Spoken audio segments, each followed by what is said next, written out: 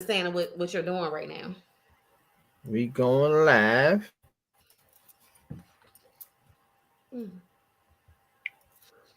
like a monster. Playing from Tiffany's second Fire TV. Rah.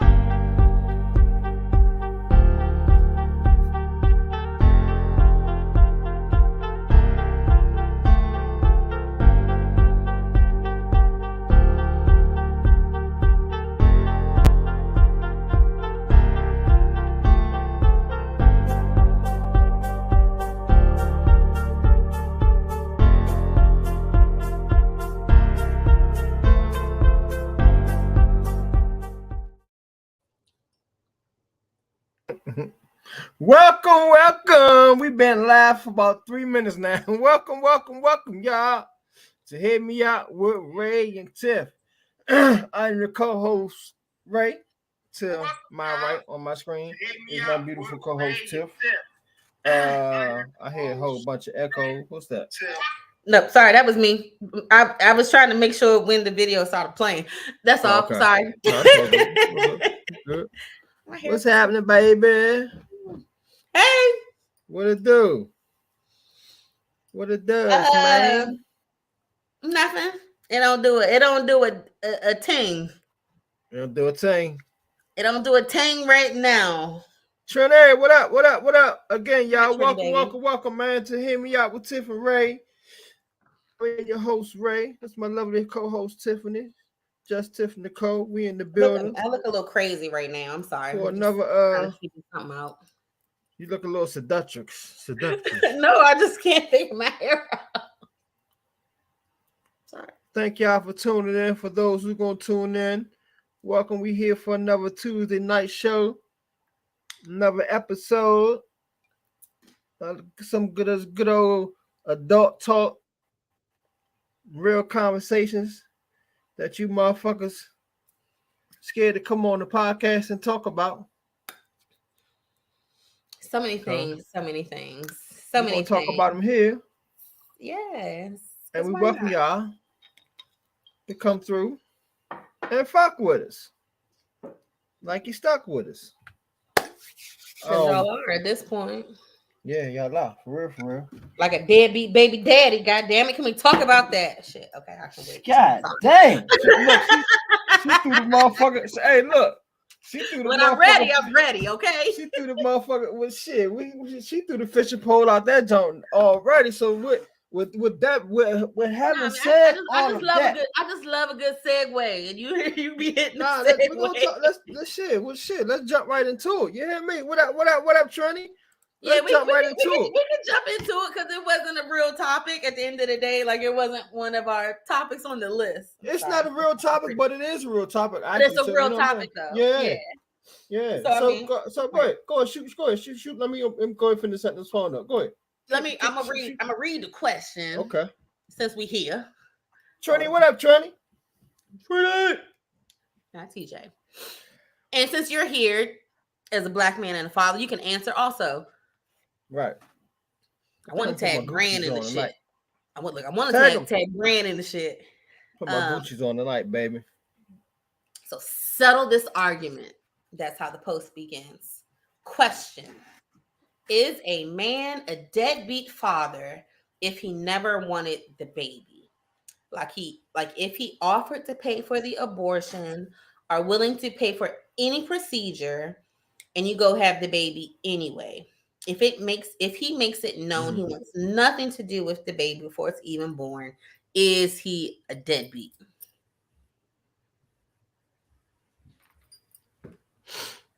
I just tagged Brandon in the conversation too. Okay. On the jump. Trini said no. Okay, Trini said no. I'm gonna go to the other comment. He said no. He was honest. Man, you ignored it. Yeah, okay. Question. Does honesty negate your responsibilities? Even if you said you didn't want it, even if you said you didn't want it, did you still let in the pussy? Which can knowingly result in a child. So even if you said you didn't want it, does that negate your responsibilities? No, it's That's just a follow-up question. I have not made Yeah, an you're opinion right, because either it's way. I'm just throwing that out there. I don't You're a man, oh, so I'm listening to man. you. Uh and what did I say? What did I say, Tiff? Can you read my comment? Yeah, Can you read my hold on. comment? Read my Let me comment, please. go. Let me find it. I gotta find it because I had screenshot. Again, y'all, welcome to Hear Me Out with Tiff and Ray. I am Ray. It's my co-host Tiff, man. Come on in. Y'all know we usually kick off with our weekend review, what we did the weekend. So we're gonna do that at the end of the show because We just you know got right to saying? it. Ray hit a segue, and I was like, "Whoop!" We Let's get right go. to this shit. You know what I'm saying? It's been some good conversations, man. We want y'all to come on through, come chill with us, spill with us, roll one up. We got some shit to talk about. Let's see. Hold on. You said okay.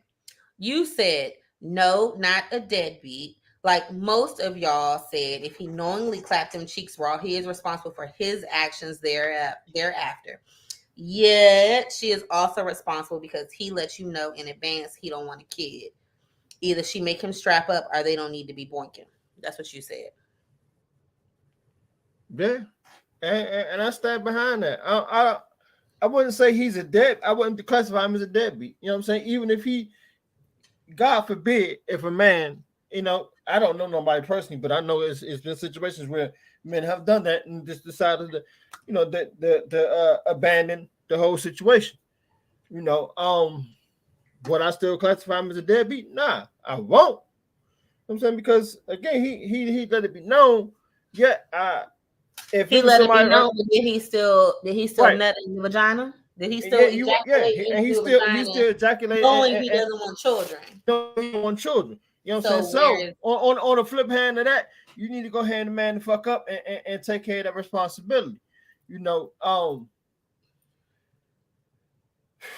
ain't gonna say it's a tough situation, but me personally, if I knew somebody who willingly did that and they was a friend, I don't think I really would rock with them too much. You know what I'm saying? Thereafter that, because that ain't. Yeah, again, man. Like I said in my comment, my original comment, man. Both parties is in the wrong. Both parties is in the wrong at the end of the day. You know what I'm saying? We ain't gonna put it on her. We ain't gonna put it on him. We gonna put it on them because they knew what was going on. You know, it was really good. You know, we cautious 40, we know how babies happen. I mean, yeah, like 40, we know how babies straight up, happen. So right? I'm sorry, sex and a baby are not two different things. Sex leads to babies. Like no bullshit. Like that's it. How about that? How the hell? Hey, that's it. You don't want babies stop nutting in pussy. You don't want a baby as a woman stop letting niggas come in you. I mean that's the one and the two. That's it. That's it. That's and what I is, said was if he relinquishes his rights through the court and says I don't want this child legally through the court, that's he not respect. a deadbeat. He not like right. I respect that. That's not a deadbeat to me. If you go through the legal channels, if you straight up say, and I know a man who's done this before, and he is now happily taking care of his wife and the child that he had planned on being a part of, and he is not with the other one. But he told her straight up, no, like you lied to me about this. I don't want anything to do with this child. I relinquish my rights. I don't consider him a deadbeat. What Trini say? Trini says sex and the baby are two different things. It doesn't negate responsibilities once it arrives. He's telling you he's either bad at this or otherwise doesn't want to participate. He told you from the jump street he's a shit father figure. There's more to the answer, much easier to speak than type, but I'll stop right there. You ain't gotta stop right there, man. Shit. Then he need to stop having sex. So that's what I said. Like he need to stop having sex then. Like at some point you gotta be responsible for your penis. Got like, to this be. ain't just about her. Like, you know what I'm saying? Like it ain't like I said, it ain't about her. It ain't about him. It's about them. Yeah. This ain't. Oh man, it's my problem. Because again, you had that option, bro. You had the option to not. You had the option to proceed forward and enter without without your protection. No, 9 times out of 10, a nigga, I always say my favorite giving them 8 times out of 10, a nigga gonna want to stay up in that motherfucker. Right? Yeah. So, I mean, and it's like we're 40, we're not 18, we're not 16. We're like we know how babies are made. So at 40, sex and babies are 100% the same thing. It can happen. We're parents already. You know how it happens. Like, nah, I think that's bullshit. I think that's bullshit. But I mean, give up your right. Give up your rights. I think more men should go to court. Whether they want the child or don't. I think more men should go to court. So I would never judge a man for, relinquishing his rights. That's no different than a mother choosing to give her baby up for adoption. You know what I'm saying? Like that's the same. I'm relinquishing my rights as the mother. I'm giving you to someone else. So I wouldn't look at her as a deadbeat. I wouldn't look at him as a deadbeat. So Trini said, "All right, there go Trini commenter. I'm trying to share the feed. Hold on. No, I see it's up there. Oh, okay. No, I didn't say it was agreeing to a baby. I didn't say it was agreeing to a baby. That's not what I said. I said the consequences come. You know how babies happen. Penis goes into vagina. Semen goes into vagina. Semen impregnates an egg. 9 months later, that's how babies happen. Yeah. Like when you agree to sex unprotected, that is always the risk you're taking. And if you take that out of it, you putting all the blame on the woman, and that's like, nah, that's crazy. And see, that's what I'm saying too. Like, I'm not, and now, like what Trini say, it's 100% his fault for putting himself in a situation where he's got no choice. She can't then complain that he's exactly where he told you he would be. I'm not saying it's 100%. I wouldn't say it's 100% his fault. But it's 50% both of their fault. 50 all the way around. It's 50% of their fault. You know what I'm saying? It ain't no 100. It ain't all on him. It's not all on anybody. Anytime you have sex, anybody, unprotected, a baby is the result. That's it. A baby may come from it. That's it. Some motherfuckers look up and that shit don't happen to them. That's what's up, Haran. Yeah. Congratulations. And some people get pregnant their first time out the gate. Off the break. You know what I'm saying? But like, you gotta, at the end of the day, Trini, like niggas gotta take accountability for the actions you put yourself in. You know what I'm saying? And again, yeah, we know. I agree with you, bro. 100%. He's letting it be known ahead of time.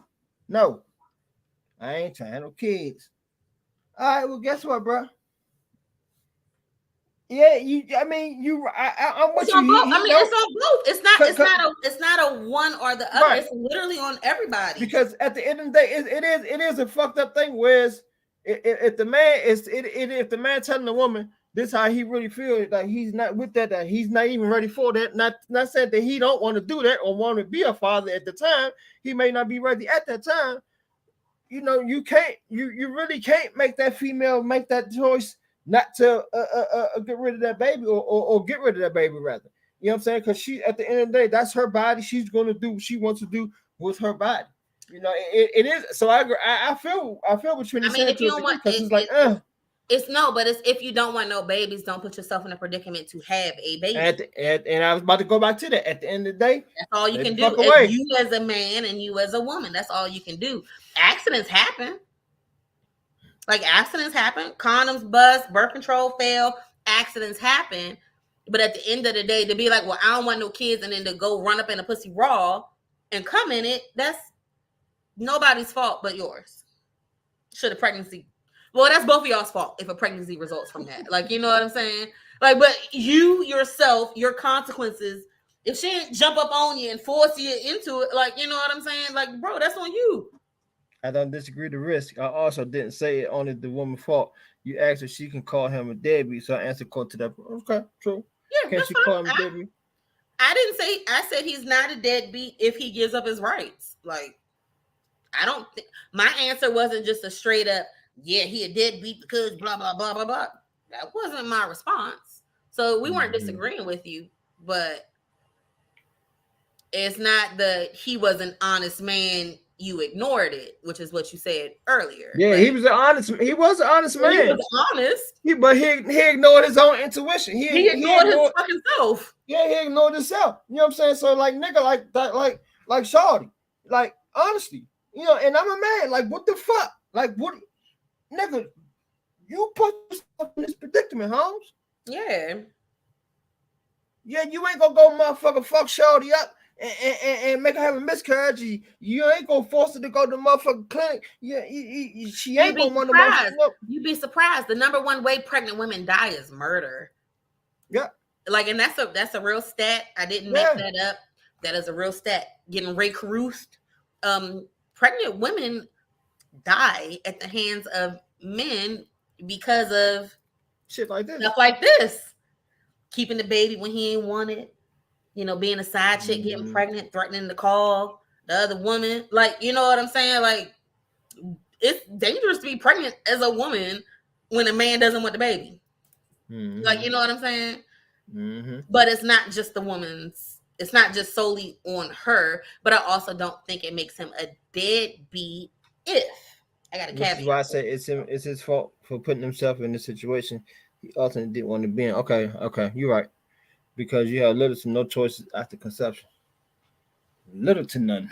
Your choices say you don't want to be in that baby's life and relinquish your rights. That's your choice. Nigga, you had that motherfucker choice. You saw that motherfucking Magnum or whatever you use, that Durex or that Skins, whatever you use. You saw that motherfucker in the nightstand and you ignored that bitch because that pussy was feeling good. Boop, boop, boop. You ain't motherfucking you ain't motherfucking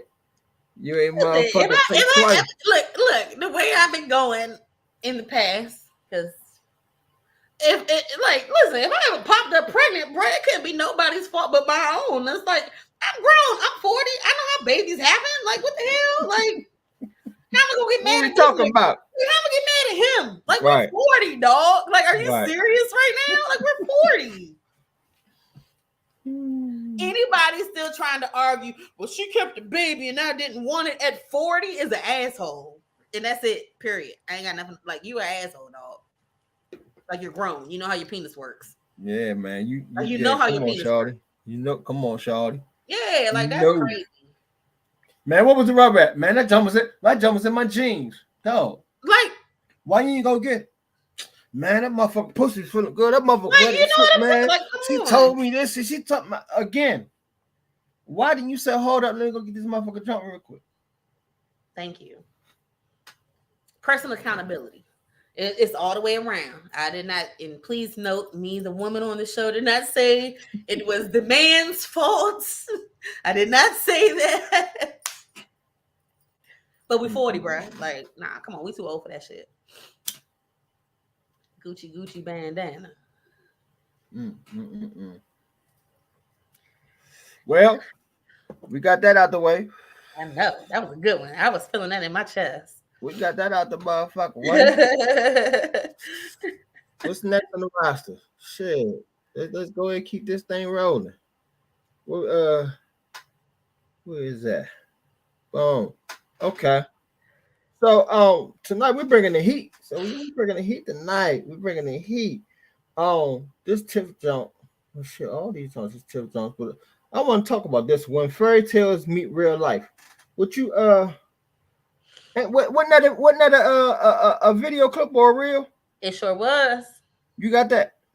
I meant to ask you on that. I know. That was my bad. I know it was something I forgot to do. It was something I forgot to do. I'll get it in 2 seconds. All right. Look. When fairy tales meet real life.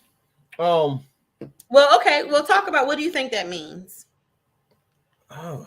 Because it's my post, and I made that statement. So, what do you think about fairy tales, like in relationships and things like that? Because that's kind of where this conversation goes, like people's mentality, you know, what we're taught and what we're brought up with, and you know, you got the superhero and the damsel in distress. That's kind of where it goes. I'm gonna pull up the clip, but That's I kind don't of know. I never have thought about it honestly. So I really can't relate to it honestly, co-host for real. really. Yeah, like no Did you bullshit. watch like Disney cartoons and stuff coming up? Yeah, a Did little. you Yeah. relate to any of I watched. What you said? A lot of Disney cartoons? No, I them? Well, didn't. yeah, like I mean, like Aladdin, Lion King, No, I mean, I watched Lion King, Disney, but I just, it was just, Aladdin. I'm trying to think a little I like was. what You would gotta have been like realize, Snow White, right. You gotta Cinderella. realize, I was a little, I'm a little older, so I'm it's naming the like, older ones. I listen. I said I'm naming the no, older ones: Cinderella, Snow White, nah, Beauty and the no, Beast. Like I mean, they've been out since the '60s. You got a right, sister, nah. so you never even watched them with your sister or anything. My sisters was older. Well, Kim That's what older. I'm You know what I'm saying. So saying? you never Yeah, even like like you no, as a little kid and them watching the cartoons. Never was a thing. that I can remember. No, to be honest with you, no, that I Okay. can remember. No, I probably have, but I don't remember honestly. Okay. But I mean, I watched Snow White before. Yeah, I think with myself, Cinderella. But I really haven't thought about far as how they relate to. Trini said they fucked us up. How they relate to relationships. I Honestly, mean, well, I'm laughing okay. at So Trini like you said obviously, they fucked us up. me and Trini, 85 babies. Mm-hmm. Little Mermaid was my favorite movie growing up. And I'm getting to this clip. Yeah, here we go. I'm getting to this clip. Little Okay, let Mermaid me was read my the clip. favorite. Little Mermaid was my favorite movie growing up. But think about it. Think about that as a woman. What Little Mermaid actually says. It's a woman who saw a man, fell in love. She chose to give away her voice as a woman. As a woman, right? As a woman, just for a man to love her, to get the option for him to love her. Mm-hmm. So it's like when you think about the Disney stories, think about that. And it's not always just man related. Mm-hmm. Cinderella, her stepmama and her sisters were the villains. But where I would say with that is like, how ain't nobody recognize Cinderella just because she ain't have on no glass slippers? She had no glass slippers. They ain't Right. recognized because she ain't have no glass slippers. Same with Ariel. She ain't have a voice, so you couldn't recognize her face. And see, I can see where you're going with Like, that like, now, you, like relating to you get what I'm saying nowadays. a little bit for the women part. I can see where you're going with it nowadays with this culture and this society, as far as motherfuckers trying to keep up with the Joneses and want to have the latest this, the latest J's, and want to be, want to be seen or can't be in this certain stature if they ain't, that playing that part or whatever. So It's just yeah. kind of like it's like the whole it's the damsel in distress. The man as the hero. We conjure up these perfect ideals. Yes, exactly. Yes, yes, Our yes, male is yes. supposed to be, and the truth is, there isn't a single person on this planet that everything we want, nor is the person going to appeal in your life the way you think. And that's where the Disney fairy tales have fucked the 85 generation up at the very least. Hold on. I'm getting it's coming. Okay, here it is. Pull it up. Hold on. Oh my log in, goddamn it.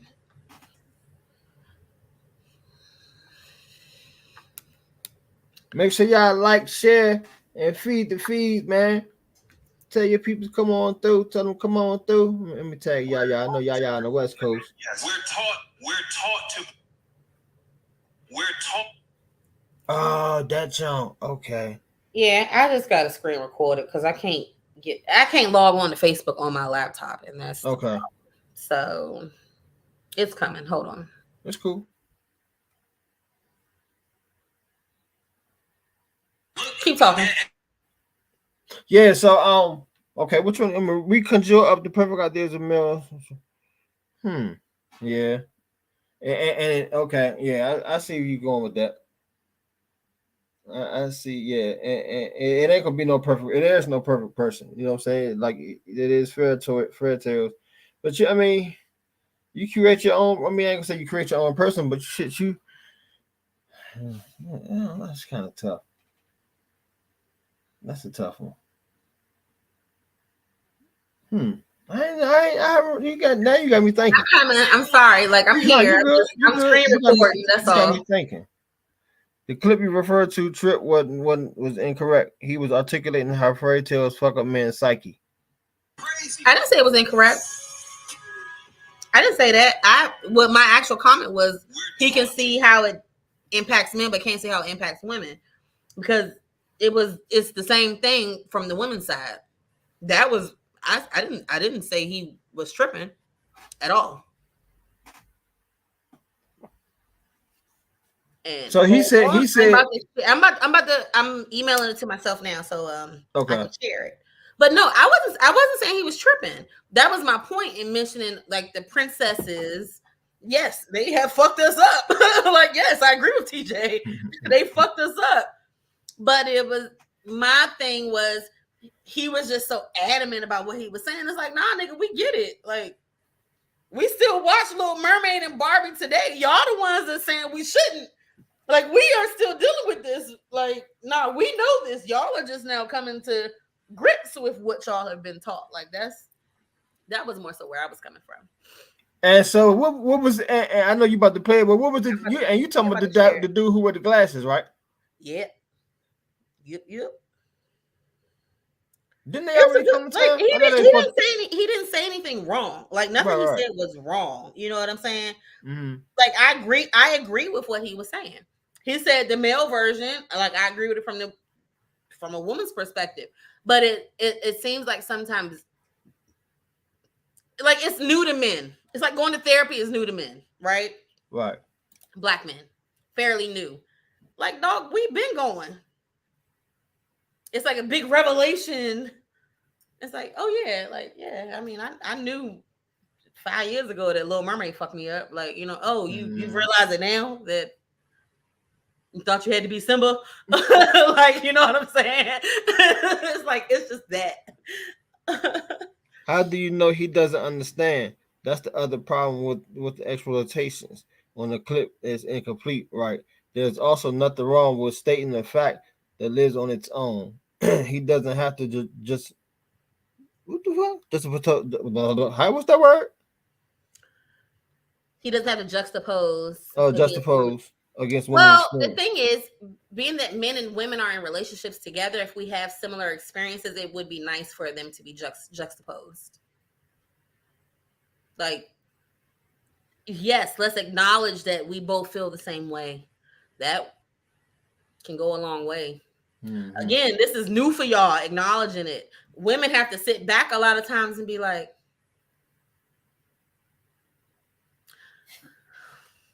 I know. That's so great. When I've been trying to get you to go to fucking therapy for 5 years now. So it's like, I mean, yeah. I'm so proud of you, baby. I really am. And I'm being, like, sarcastic, of course, right now, but it would be nice to acknowledge each other's experiences and the correlations that they have versus always trying to be like, men feel this way, women feel this way. Yo, we feel a lot of the same ways a lot of the times.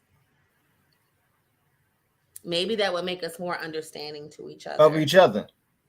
I think that'll make them more that part. And that's where I be coming from. Like I always say, it ultimately ends up being man versus woman.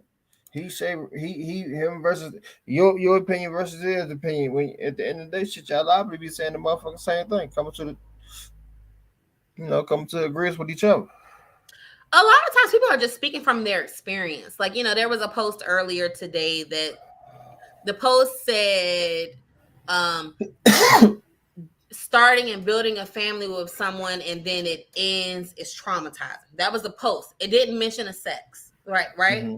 Didn't mention a sex off Bucks, but a man posted it, and then, you know, men were commenting, sure, have your space. Men were commenting though, like, you know, it really is traumatizing. I've seen it happen. Commissioner, what's up? Mm-hmm.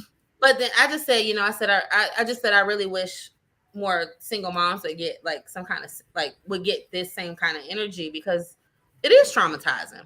Mm-hmm. And he was like, well, what you mean? Like, I don't understand your comment. It's like, no, bro. Like, I'm not trying to start a race war. He was like, single women get it. Single women get love all the time. And I was like, well, hold on.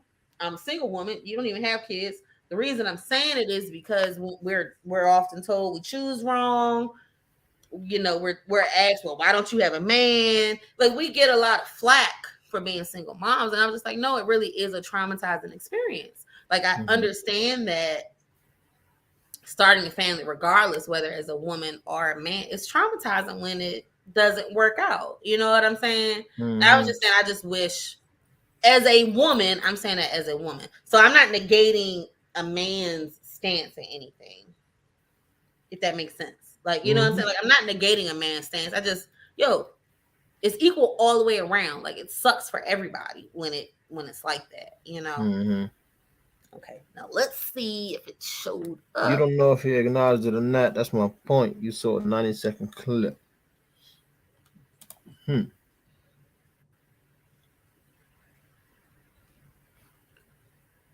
Hold on. Damn, it's funny because you just segue into the other into another conversation.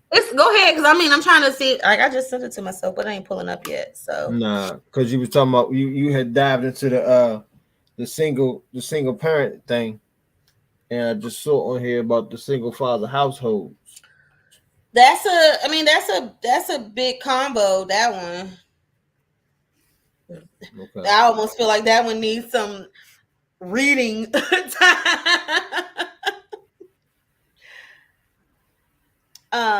But yeah, I mean, you know. Okay, still trying to send it. It ain't show up, man. I mean, it's cool. No, I'm trying. I'm not logged on to Facebook on my laptop, so that's the problem. So I can't just. No, that's what it is.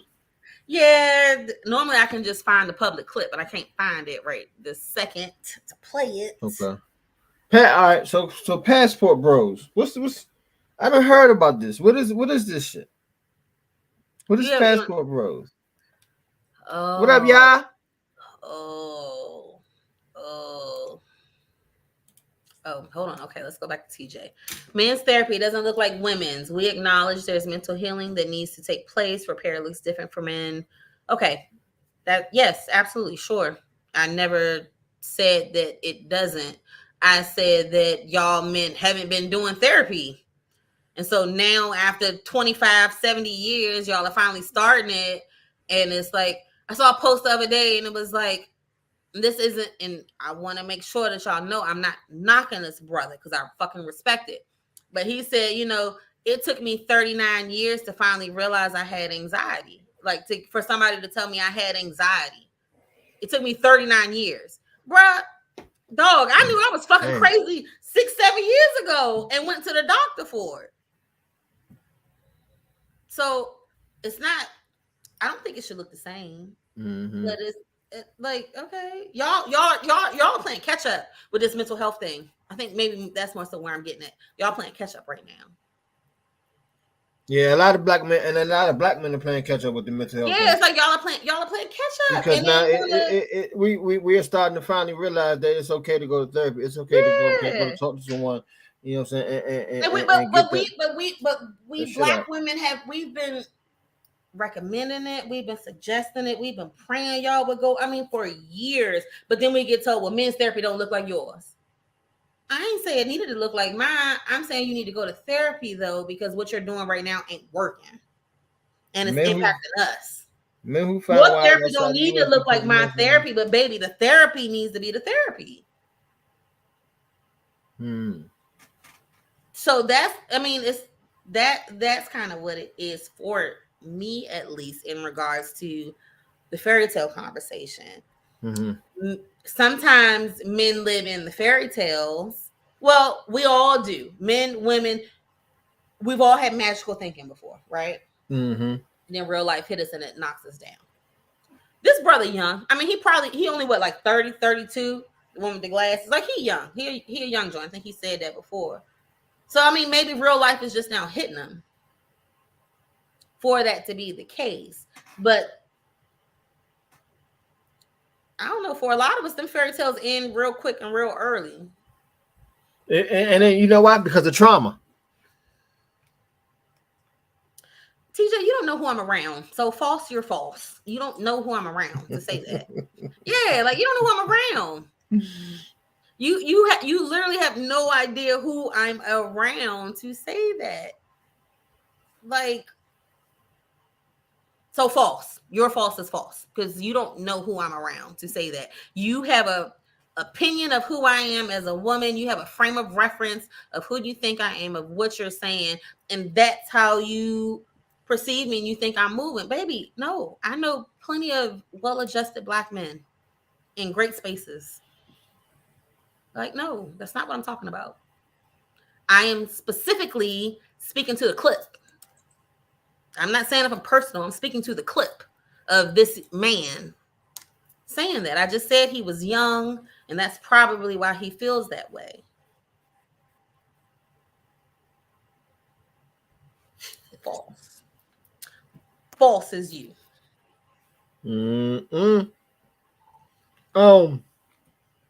So yeah, I wonder. But they was talking about the fairy tale thing though in that clip. That's what the whole. Okay. Here, look, I can play it. You can hear the. All right, the audio. You can hear the audio, if nothing else. Okay, that's cool. Let's see.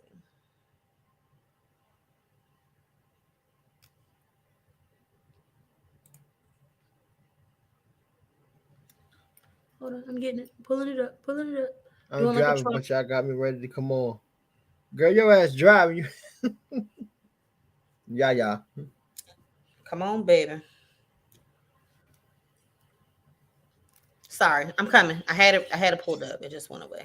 Here we go. All right. We're taught to pursue women. Yes. We're Can taught I hear that? Like, look, and I know how it sounds. Roll with me for a moment. Look at what we're taught about love through fantasy. The woman is always trapped somewhere. The man always has to go on some long conquest. And she becomes the prize immediately upon rescuing her. And he becomes a hero immediately upon rescuing her. Not by providing for her after. Not by maintaining a house for her after. She doesn't have to do for him. It's all about the game. So when he talk about a man wanting a damsel in distress, that's what most of us were taught to. You have to unlearn things like that. A man has to sit with himself long enough to say, who am I for real? And what do I actually bring to the table to where I don't need a woman to validate what I got going on? But to sit up here and villainize a man for doing what we taught to do, bro, that's crazy. Now, in all of that, he said, you women are taught to be damsels in distress. That was where I said, oh, but you can understand the man, but you can't understand the women. You just said women have to be the damsels in distress. Okay, bro, we all got to unlearn the shit. That was where I was going. I'll play it again if you need me to play it again. Go ahead, play it again. I just jumped right in. Sorry. But nice. I just needed to say that for TJ. Because I listened to it, but I know it was that one. But because hold on. Yes, we're taught to pursue women. Yes, we're taught that. Like, look, and I know how it sounds. Roll with me for a moment. Look at what we're taught about love through fantasy. The woman is always trapped somewhere. The man always has to go on some long conquest. And she becomes the prize immediately upon rescuing her. And he becomes a hero immediately upon rescuing her. Not by providing for her after. Not by maintaining a house for her after. She doesn't have to do for him. It's all about the game. So when he talk about a man wanting a damsel in distress, that's what most of us were taught to. You have to unlearn things like that. A man has to sit with himself long enough to say, who am I for real? And what do I actually bring to the table to where I don't need a woman to validate what I got going on? But to sit up here and villainize a man for doing what we taught to do, bro, that's crazy. TJ, calm the fuck down, please. You're the one that said who I was around and that I was around the wrong type of man. I just responded that you were false and incorrect. I didn't say shit for you. Baby, please. What up, Aunt? Please. Because that wasn't what was happening. And this attitude that you giving right now ain't it. Please stop. Yeah, I can see. That's what we was taught. Yeah. Anthony, what's your take, man? You saying wow? Talk to me. What's up with you? What's your take on it? Boy, I'm gonna check you every time you on my show. What the fuck are you talking about? Like what? Like, come on, dog. Stop. Like, stop it. Don't do that, TJ. All right, Trini, have a good one, man. Yeah, gone. I would continue, aren't around enough men healing each other. I said not enough men. I said you don't know who I'm around. That's a statement of fact. Like, you don't know who I'm around, baby. You don't. You have no idea the amount of men I'm around. Don't do that.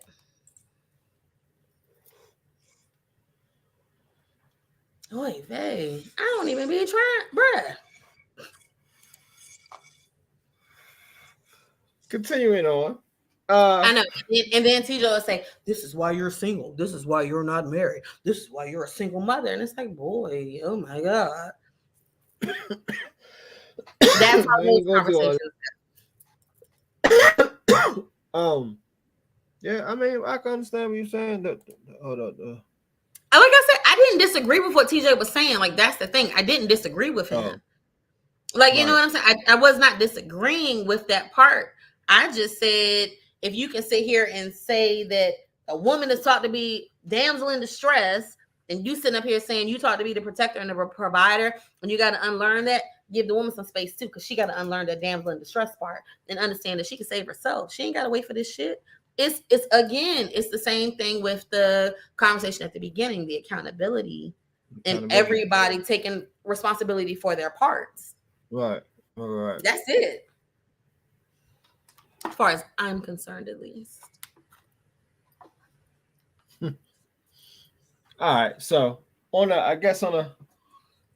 that's the part. Yeah, I said that's the part. Which is all I was saying. I'm not trying to do this back and forth gender war, sex war thing. Like, yo, everybody fucked up. We're 40 years old, bruh. Yaya 30. Yaya 30. She a baby, but she grown. Like, Yaya grown as fuck though. Like, you know what I'm saying? So that's what I was saying.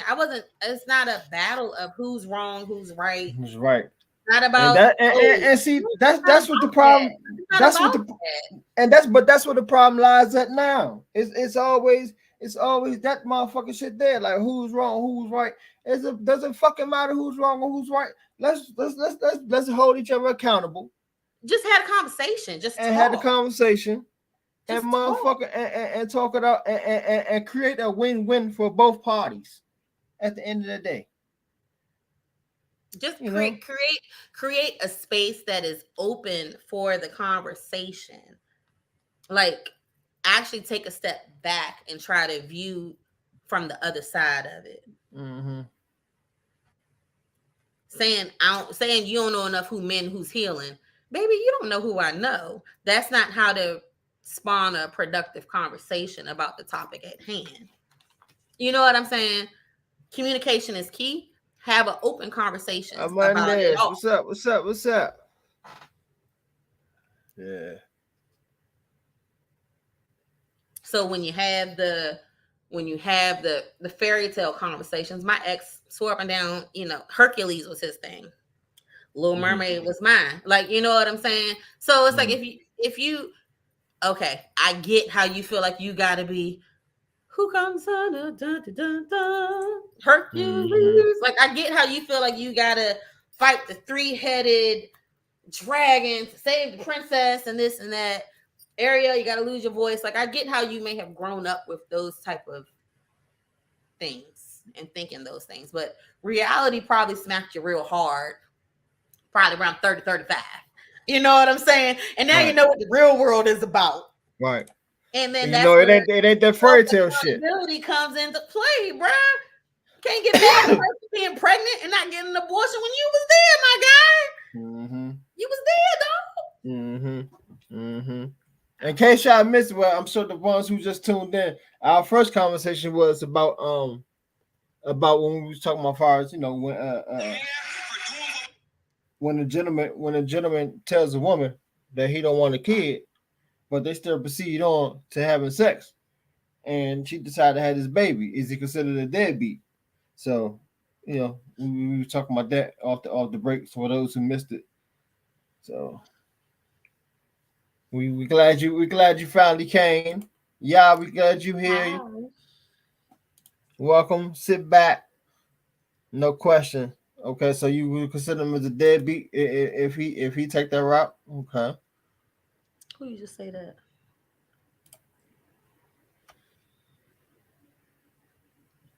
Miss Dawson. Amanda's. Oh, okay. Well, we got more. Next topic. Yeah. Next time. Don't let me stop the show.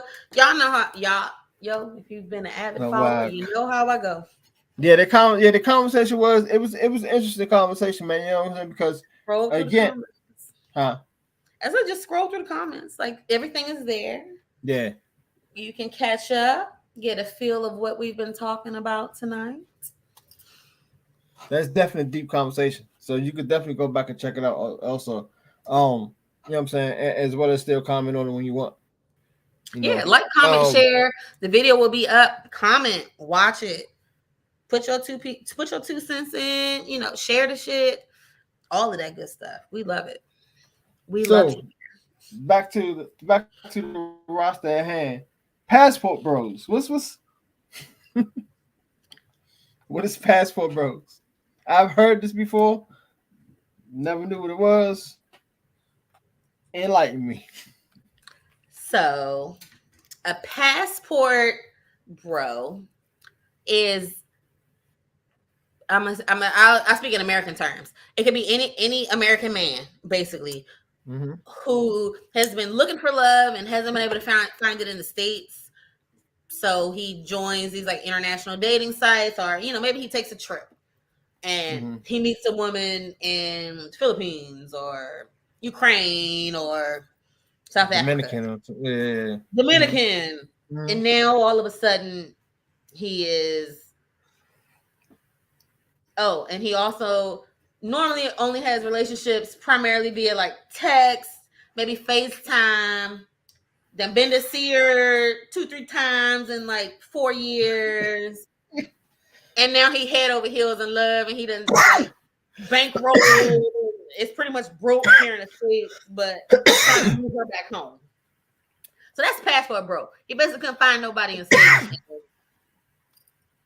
So it gotta be an international female. It can't be somebody like in Cali or Vegas or Denver. International. Gotta be international. Gotta be international. He's a sponsor. It's a motherfucking sponsor. Yes. That's the fuck that is. Yes. That's a motherfucking human visa. He's a passport bro. God damn, now I gotta see if I can see you this one too. That nigga a passport hoe. Oh man, let me see. And said, I think it's guys who travel looking for a woman outside of his area or country. I think. Oh, okay, that's what you're saying the definition is. That's what you're saying the definition is. Yeah. Let's see. Hey, yo, that's crazy. That's a sponsor. I got a quick little clip. Try to say that 3 times fast. All right, just watch. See how you gentlemen would handle this. Okay. See, Violet violates Riley in public, and we're not watching this whole clip, obviously, but let's see. No, không phải chồng em, mà chỉ là người yêu. Thì tụi em đang tìm hiểu. Oh, come on. Oh, it played me. Oh. It played me. Hold on, y'all. That clip is funny as hell. Thank you. We appreciate it. We love you for loving the show. A motherfucker passport. It's a motherfucker sponsor, man. But I mean, it's like, Marcus, what's up? What's up, Marcus? I can't. I need Facebook on my laptop. I can't log into Facebook on my laptop. But basically, so this, you know what? I'm gonna do the same thing I did earlier. Play on your phone. That's what I'm about to do. That's what I just said. I'm about to do the same thing I did earlier, and we just gonna call it a effing day. Man, this the motherfucking hood show. It's hood today. Normally I got the clips up, but I don't have Facebook logged in on my laptop. So let's see. And niggas really be doing this shit, huh? Oh yeah, indeed. Yeah. Going off fucking the international bitches. All right, y'all gotta watch because it's just gonna start playing. Read the words. I'm about to see it right now. I can't see the words. It's a glare. Here we go. I just want to know how much you have in your account and How much you have in your account? Yeah, how you follow me and with my daughter. Help me when I come to your country. I can. I just want to know how much you have in your account and how much I have in my account. Yeah, how you follow me and with my daughter. She said, "How much you have in your account Well, and how you support gonna me. support my daughters?" Right. She said, "How much in your account and how you gonna support my daughters?" Shit. Yeah. I mean, but hate black women, call them. And I ain't saying he said he hate black women because that's not Right. what he never said Right. that. Right. Okay. Before somebody tries to Okay. say, "How do I know he said?" It's not. That's the premise of the passport, bro. Is like you dislike your people in the home country so much that you're willing to travel to another country and still put up with the same shit. Well, I think they don't put up with the same. Well, and see, that's the thing. They don't put up with the same shit. I agree. You know what I'm saying? You know what I'm saying? Because headache. you know what I'm saying? It's a different headache. It's a headache. It's a headache that they don't cause because I wonder what's the ratio of the passport bros as far as the race is concerned. If it's more white men going, or if it's more black men doing it, or what? Because I'm looking at it as a big standpoint. Oh, women do it too. Like, oh, right, women, right. I'm women just do saying it too. I'm just saying as far as the men. It's pretty equal across the board. I mean, to me, like this is so that show is from like the 90-day universe. If you know about the 90-day universe, you know about the 90-day universe. I mean, this is 90-day fiance before the 90 days, after the 90 days, 90 days the other way, 90 days abroad. Like it's a whole thing. See, he's able to control that situation if he get her over here because she don't know the fuck going on. You see what I'm saying? And look, and she already in the motherfucking fucked up situation over there where she at. You know what I'm saying? So that's why she asked how much that what that bank account looking like. No. So here's the thing. They think that. Then when they get these women over to the US and they get them in their regular little house like yours and mine, and the women are like, this is old. Oh, this is so dirty.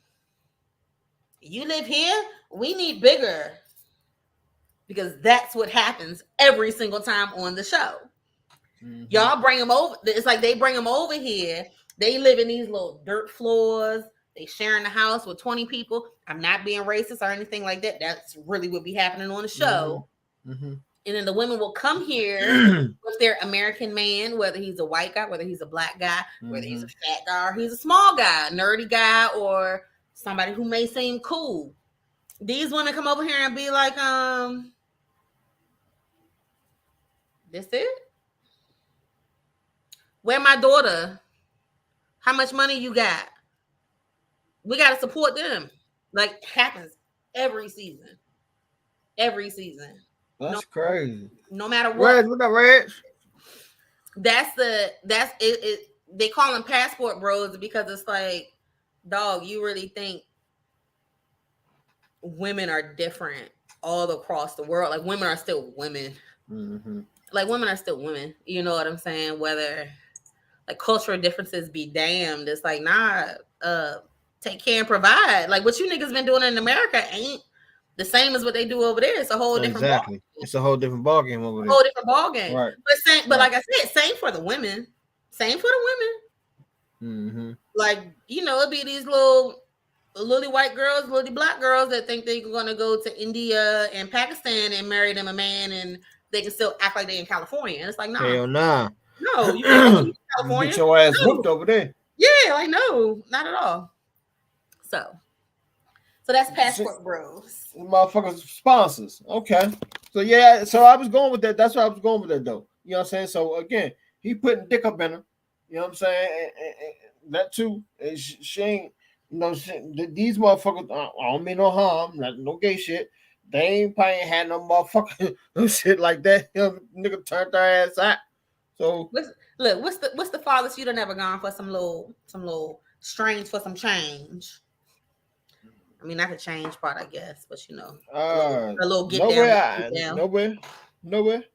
What an hour drive from DC to Baltimore?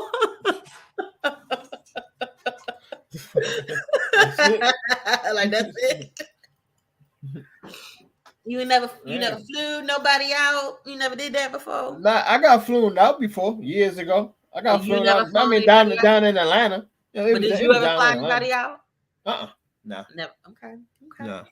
Look, how far? Yeah, man. The question is how far? Yeah, no, I ain't. I got flew out locally down south. It was down in Atlanta. Yeah, this is some years ago. I'd be feeling like 30 minutes too far to get some penis. Like, but the female, she's from Costa Rica though. Who flew me out? Who flew me down to Atlanta? She's from Costa Rica. But she ain't fly you to Costa Rica though. No. That's probably that's some of that Costa Rica. Some of that Costa Rica. But see, yeah. So the passport bros would fly to Costa Rica and then try to move to Costa Rica, or move them here. Right, or try to get the visa process to move them here. But in the meantime, while they're trying to do that, because the visa process can take like 2 hours, she probably can't work. Because she has to be prepared. So now you're paying for her finances. You're paying for her apartment. She pepping her ass, man. But okay, I mean, because she cute, got a big butt and long hair, like you know. That's some new pussy to him. It's a different headache. It's a different headache. That's a new pussy. He can do the fuck he want to her so far. I mean, you know what I'm saying? As far as you know, until she right here in his face. Yeah. I think that's a real thing, though. You know, having a different headache. My ex used to say that a lot, and I mean, I think it's valid. Like, because humans are humans, right? Like, Amanda said that, you know, they still human. Humans are humans. Yeah.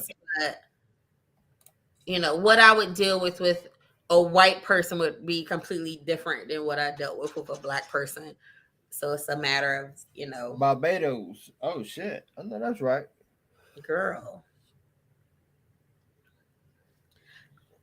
Where is that guy from? I can't remember where the guy's. It's a guy on 90 Days. He's very fine and he looked like he could be right from DC. You know, I think he's Dominican, and his wife moved from the States, but she's too free for him. Like now that she lives there, she's not submissive enough. There we go. She's not submissive enough because of the culture. And he's like, well, you here now. Like this is what you signed up for. You know what I'm saying? I mean, I can kind of agree with that, you know? Again, putting this up in fucked up situations. Hello? It's like, why would I move to India and I can't wear a tank top? Yeah. What the fuck I look like? Like what? I like my titties. I like my boobs. They're nice. I like them. I like to show them sometimes. Like what? You know? That's just like when Shanti said put the little funny post up about going traveling international and shit. I said, man, I can't be going over to Dubai. I had spoke about Dubai. I said, you can't be going over Dubai acting all city, acting like a fool and shit. Because I don't know if y'all heard about the young lady who got locked up for yelling at somebody over there. I think like probably like a week or two ago. I know it happens. Yeah, that shit just happened. I was like, wow. It's funny. The black women that I know who've been to Dubai, they don't feel it was worth it because of stuff like that. Because of restrictions.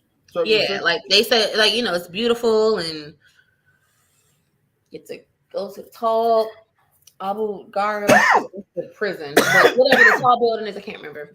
You know, it's like you get to see the sights and that stuff, but it's like, is it actually worth it to try to like live and enjoy?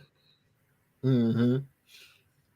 Yeah, no smoking. You can't smoke in Dubai. Yeah. It's real different over that motherfucker. Real different. Well, you gotta think about it. It's like Dubai has only been in existence for like 60 years. Mm-hmm. Like, that shit new. It's new, like, right? The fact that there are still new places in the world. Speaking of 60, happy 65th birthday, man, to Ben's Chili Bowl, man. That's the good old. That's why they're giving out free. They was giving out free all week. Yeah. Happy 65th birthday to Ben's Chili Bowl, man. If anybody is the Washingtonian, man, you know about the Ben's Chili Bowl. You ain't no Washingtonian, you don't know about Ben's Chili Bowl. I'm sorry. I never been to the original. You haven't? Oh man, we gotta go to the. I've only had it, because I want to go. What's the place beside it? Ben's upstairs. Ben's next door. Ben's next door. I heard that place was actually cool. I've only had Ben's at the Nats Stadium. That's the only time I ever had it. Okay, so we gotta go to the U Street jump. Yeah, I'm not a Washingtonian for real. Yeah, we gotta go to the County born and bred, but I'm not a Washingtonian. I mean, DMV person. Period. I shouldn't have said Washingtonian, but you know. No, it's a staple for Washington for real. Yeah. A lot of people don't play that jump no more. You know what I'm saying? Because I mean, niggas don't wore it out. It ain't the same. Of course, you know the food will change. The quality of the food changed. You know what I mean? It ain't the. You getting depend. I ain't been in a minute, so I can't say what you getting from out that motherfucker nowadays. Honestly, I ain't been there or been next door. You know what I'm saying? I ain't been around that motherfucker since I stopped working on U Street. Honestly, you know, but yeah, I definitely go down there and take a trip. That's for damn sure. Hey, give me a motherfucking turkey dog. Give me a turkey chili dog with some motherfucking chili fries. Let's go. Let's go. I know you didn't want to say that, but that's the truth. The quality of the food and the taste is different. But one thing I will say about down that specific location, they have seemed to have kept the same staff for quite some time though. You know what I mean? That's for damn sure. That family, they definitely been there for a minute. You know what I mean? So I'm with it. You know, we could definitely plan to go down the jump, man. That's for sure. I'm down, baby. But damn, Passport Bros. That's the motherfucker. The sponsors. That's Passport Bro. Sheesh. I mean, sis, listen. She straight up asked him about his account, how he was going to take care of her daughters. She told my man he was unattractive. That was the clip I was trying to show you. He said he's unattractive and like big and this and that. And he kind of broke down about, well, you know, like I'm a black man and where I'm from, and it's just like it's unacceptable to do this, and it's just not nice, and blah blah blah. And it's kind of black women understand that, bro. Nah, I'm being petty, but I wonder why. Let's talk about before we fade off into Joe's.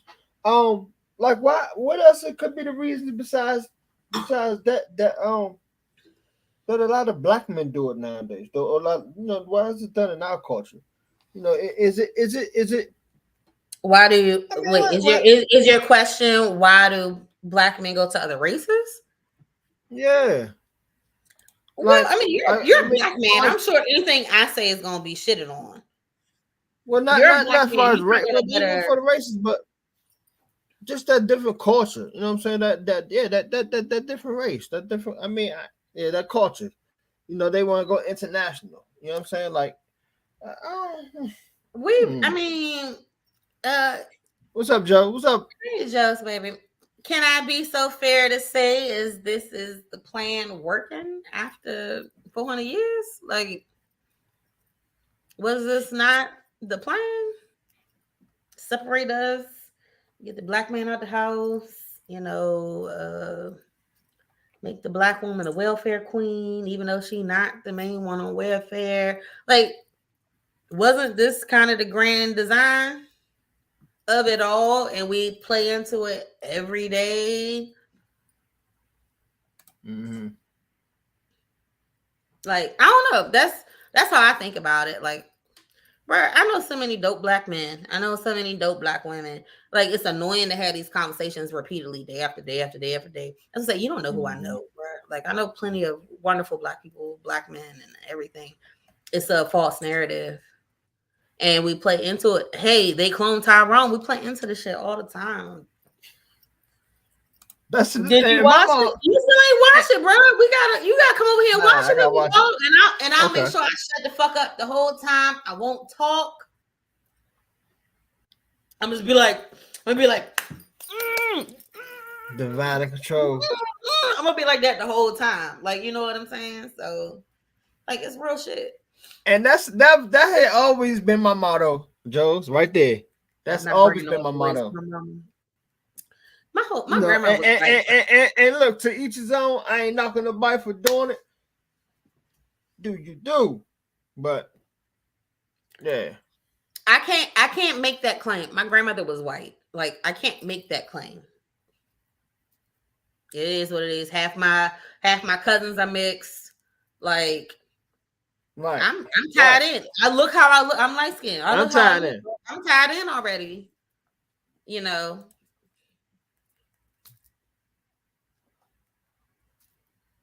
I ain't never black enough for some folks. So.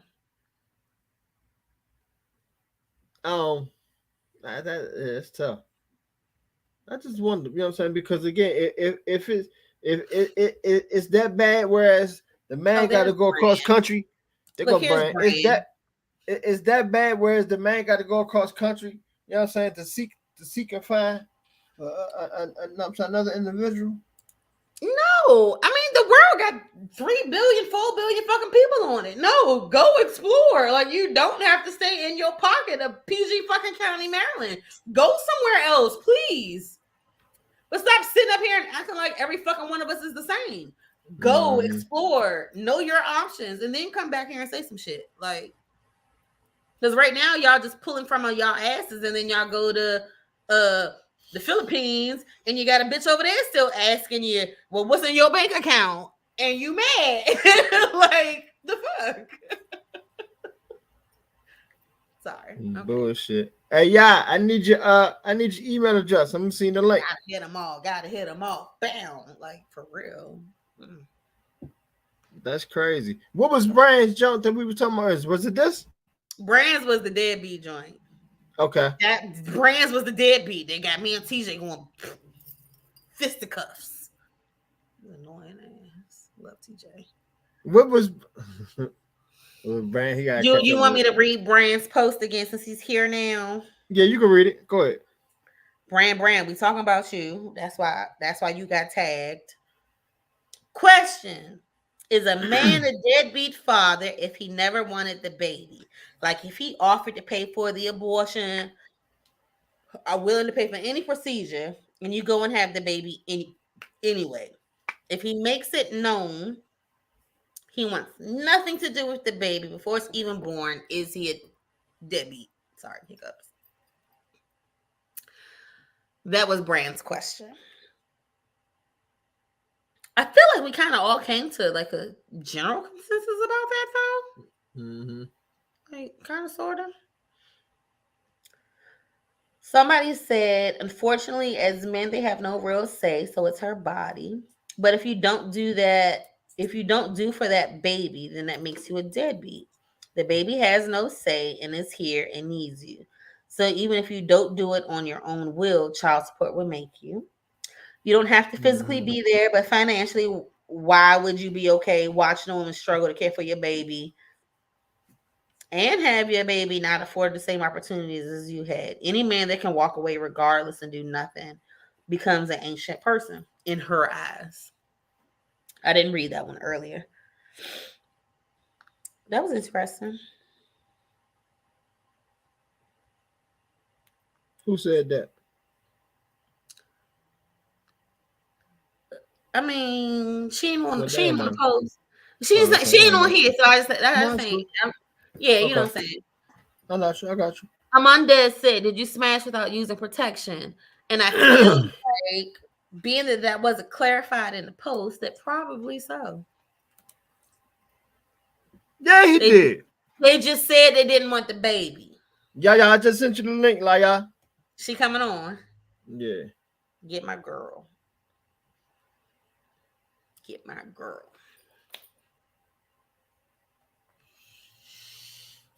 So Yeah, that so nigga smashed it. Right? You know that nigga smashed it. Man, again, that motherfucker, that condom was on that motherfucking nightstand. That nigga ignored that shit. Oh, man, the last one was the heavy one. Okay, knowing you gotta provide to protect. Exactly. You jumped up in that thing. That's when I was saying it's like, yo, we damn near 40 plus. We're not No better.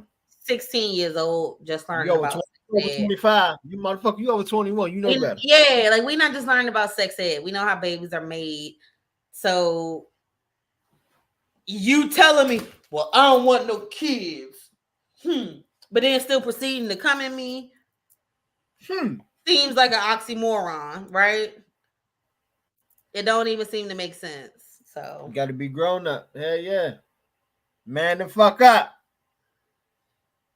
Man up, man. It's a tough situation though, man. It is a tough situation. It's like, damn. Because again, you can't tell this woman what to do with her motherfucking body. You know what I'm saying? Yeah. She gonna at the end of the day, she's gonna ultimately make the decision that she wants to fucking make. Yeah. Whether she do it, whether she don't.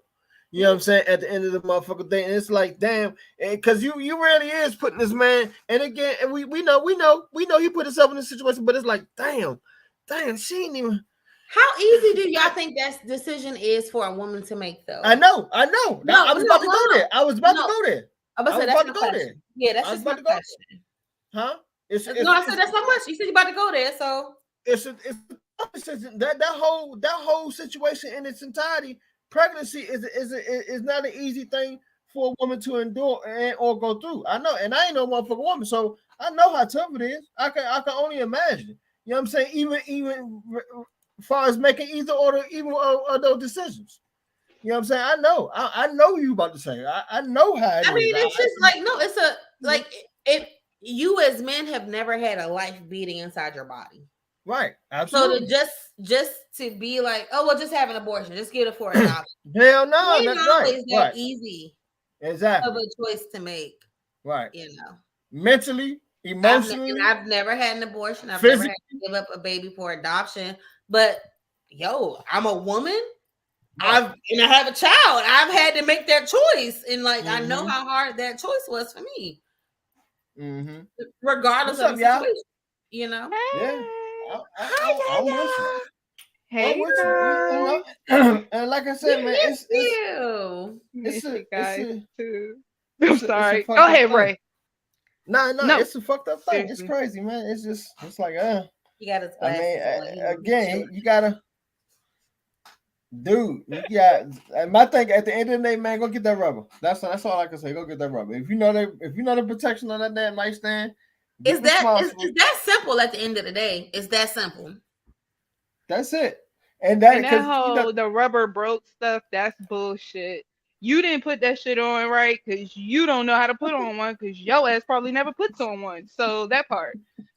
Like, I don't want to hear that. Like, I'm 33 years old and made it without a kid on purpose. Like, on purpose. And I'm going to say, back to what you were saying when I first joined, like, legitimately, honestly, I've had those pregnancy scares and I've considered the alternatives if I was pregnant. And honestly, abortion scared the shit out of me every single time because it's a possibility that who's You to may not say be able this to kid have don't belong here, and who's to Mhm. say that I'm going to be able to have another one? Like Exactly. those That's are what I things say. that women, smart women, Yeah, think about. Like yeah. I mean, listen, Absolutely. I'll tell you right now, I love my daughter. I was with my daughter's father, whether or not he was great or whatever, but we were in a relationship. Bro, I was crying. Like, I don't know what I'm gonna do. I know what it feels like to have to Make that literally decision. say You that, got to make that say decision. that. Like, you know what I'm saying? Yeah, Do I want to do this yeah. or not? Because I Exactly. You love at the my end of the day, child. Like, it's a tough decision. It's a tough decision. It's it like, damn if I is, do, you know? damn if I don't. It's like, damn, man, because you are. And I'm not thinking for a woman, but I'm sure a woman is listening to that man. Like, man, look, he is telling me he don't want no kid. You know what I'm saying? Listen. And some women, but you do got some women that don't even want to hear that shit. Once they found out they're pregnant, they ain't trying to hear what the fuck they already know. He said they already know how he feel. However, I mean, they ain't like, man, fuck that. I'm proceeding forward I got to friends having this baby. I've had friends that have gone the other way. I mean, it's like they know. Damn, man. Listen, baby. I got friends who was pregnant at 19. Like, we're the same age. They pregnant at 19 in college, got that abortion. Now, guess what? They're making $100K. Yeah. And I have a I've seen that 12-year-old not making $100K. It happens. It happens. Like, you know what I'm saying? You know, but I have my child, and maybe she wants a child, or this or that. Like, it's balances to everything. Right. And then you also got to think about the people, like, especially the women that, like, they wanted a kid from the jump. That was their only goal. They really don't give a damn whether you want to be there or not. They're having the kid. Yeah, like, that's that for that. And you can go the fuck about your way. Like, it's called a sperm donor, babe. Because there's not that many black men out here giving sperm. So they're getting it how they can. I mean, that's just what it is. But yeah. Tough, man. I'll be right back, y'all. Y'all know me. Keep talking. How you been, man? Whoo, thriving and surviving out here in these LA streets. Oh my gosh. Oh my gosh, y'all. Oh my gosh. I felt my first earthquake the other day. You know, we had the earthquake on the hurricane, the tropical storm. Damn, there wasn't no hurricane. Hey, you be careful out there too. Nah, for real. Cause like, all right, so you ever seen those, y'all seen those movies, right? Where they show, like, they have that really big, the big one. They call it the big one out here. They had the big one, and it blew up those particular houses all in a row. I'm living in one of those houses. So I don't want to have the big one until we move from out of this joint. Like, the propane tank is right there, like, legitimately underneath the house right behind me. So shit. Yeah. It's rough out here in these streets. But the good thing is the hurricane tropical storm, it actually dents the smog, so you can see really far right now. Damn. Bonus part. Ladies and gentlemen. Also, oh, go ahead. This is one of our old co-hosts, man. You know what I'm saying? Who started with us a couple years ago. Who was with us? It was me, herself, Tiffany, and Chad. You know what I mean? So this is like a little reunion. One of the OGs of the podcast. So, you know what I'm saying? She back to show us some love. She on the West Coast. She was over here in the DMV. She's a DMV native. You know what I mean? These streets. PG girl. And look. I'm repping hard all day, every day, all day. She got a national shirt on. You know what I mean? So, yeah, I'm literally always comparing stuff. I know people tired of hearing from me. I'm from Maryland. So what's been going on out there? What's been up with you? What's been doing? What's been modeling? That modeling, doing a little bit of acting gigs, and then teaching, tutoring. I just actually left one of my students that I was tutoring. I tutor special needs students out here, and I teach I'm an assistant teacher out here, because out here you gotta have a credential for everything. So but outside of that, it's actually, I love it out here. The weather's great. It's like $200 less than back home. So yeah, expensive. Like it is expensive back home. But yeah, I mean, honestly, it's way more job opportunities though. So I love it. Okay. That's And what's I up, can man. go hiking, like literally just take one little car ride, like probably like 20 minutes away and go hiking, take another 20-minute car ride and go to the beach. So what you in an apartment over there? In a townhouse or? Okay, so we in an apartment. Okay, but the thing about the apartments over here, like it's like a house. Okay. So yeah, we in a 1-bedroom apartment house type thing. But it's nice, Okay. little cozy joint in the hood, South LA. Literally, I'm living the Friday movie. Uh, Western is right there. Like Norm, when he said around here between Normandy and Western, Between that. like that's on the Mm-hmm. other side of me, like literally across the street. And then remember when he said, "Oh, No. she probably going to that new health club on 108th." Well, I live on Mm-hmm. 108th.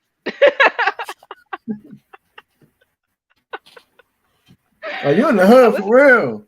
yeah. South Central LA. It was a good day. Are you in South Central? I'm in South LA. Central is a little bit Wow. up, but I'm in South. Like Okay. I'm Inglewood is that way. Okay. Like literally across the street.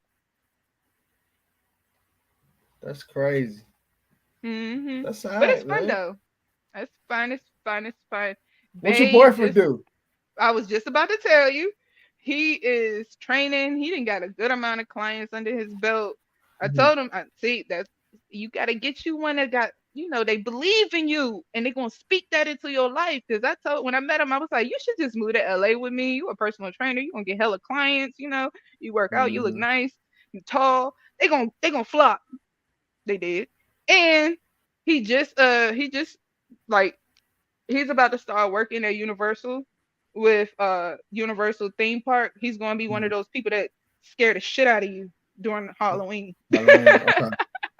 That's what's But up. yeah, they man, and they pay nice too. Universal pays nice. Like they Yeah. treat their background. Anyway, I'm not gonna go into that, but That's what's up. I can't go How into old is that he? because 2 years younger than me. I like him Okay. young. Oh yeah. Okay. So he from this area. He from here too, all right? Oh, he DC all day. Okay. Yeah, he DC Okay. all day. That's what's up, Yeah. man. That's all Yeah, right. all our family back home and stuff. They like, when y'all coming to visit? And I'm like, it's LA. But see, let me ask you this, not to be too a little too personal, but how did your family feel? Because I know this. I know when you made this move, this was a you move. You know what I'm saying? And you told us that this was definitely a you move. How did your family feel then in comparison to how they feel now? Now that you done settled in, Child, was they feeling it originally then? my mom, my mom did not want me to come to LA. She wanted Mm-hmm. me to stay teaching in Maryland.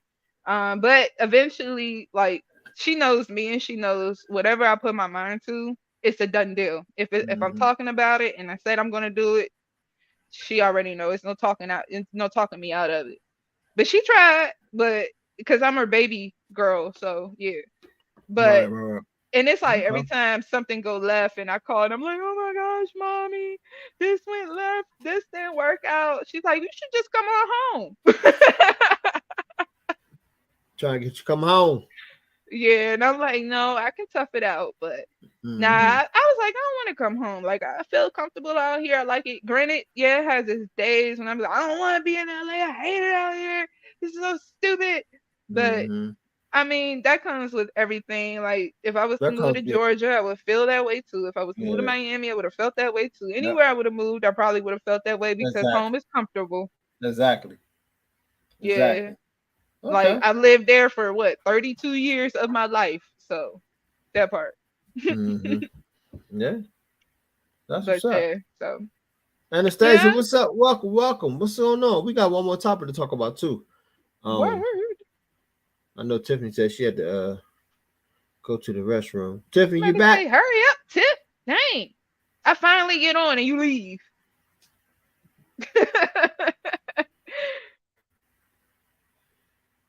But, I think she got a clip for that too. But that's what's up, man. That's all right, man.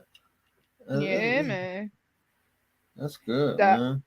So I was listening, I was driving, I was listening to what I was talking about and stuff, and I'm just and went, oh my gosh, like yeah, the world is worlding.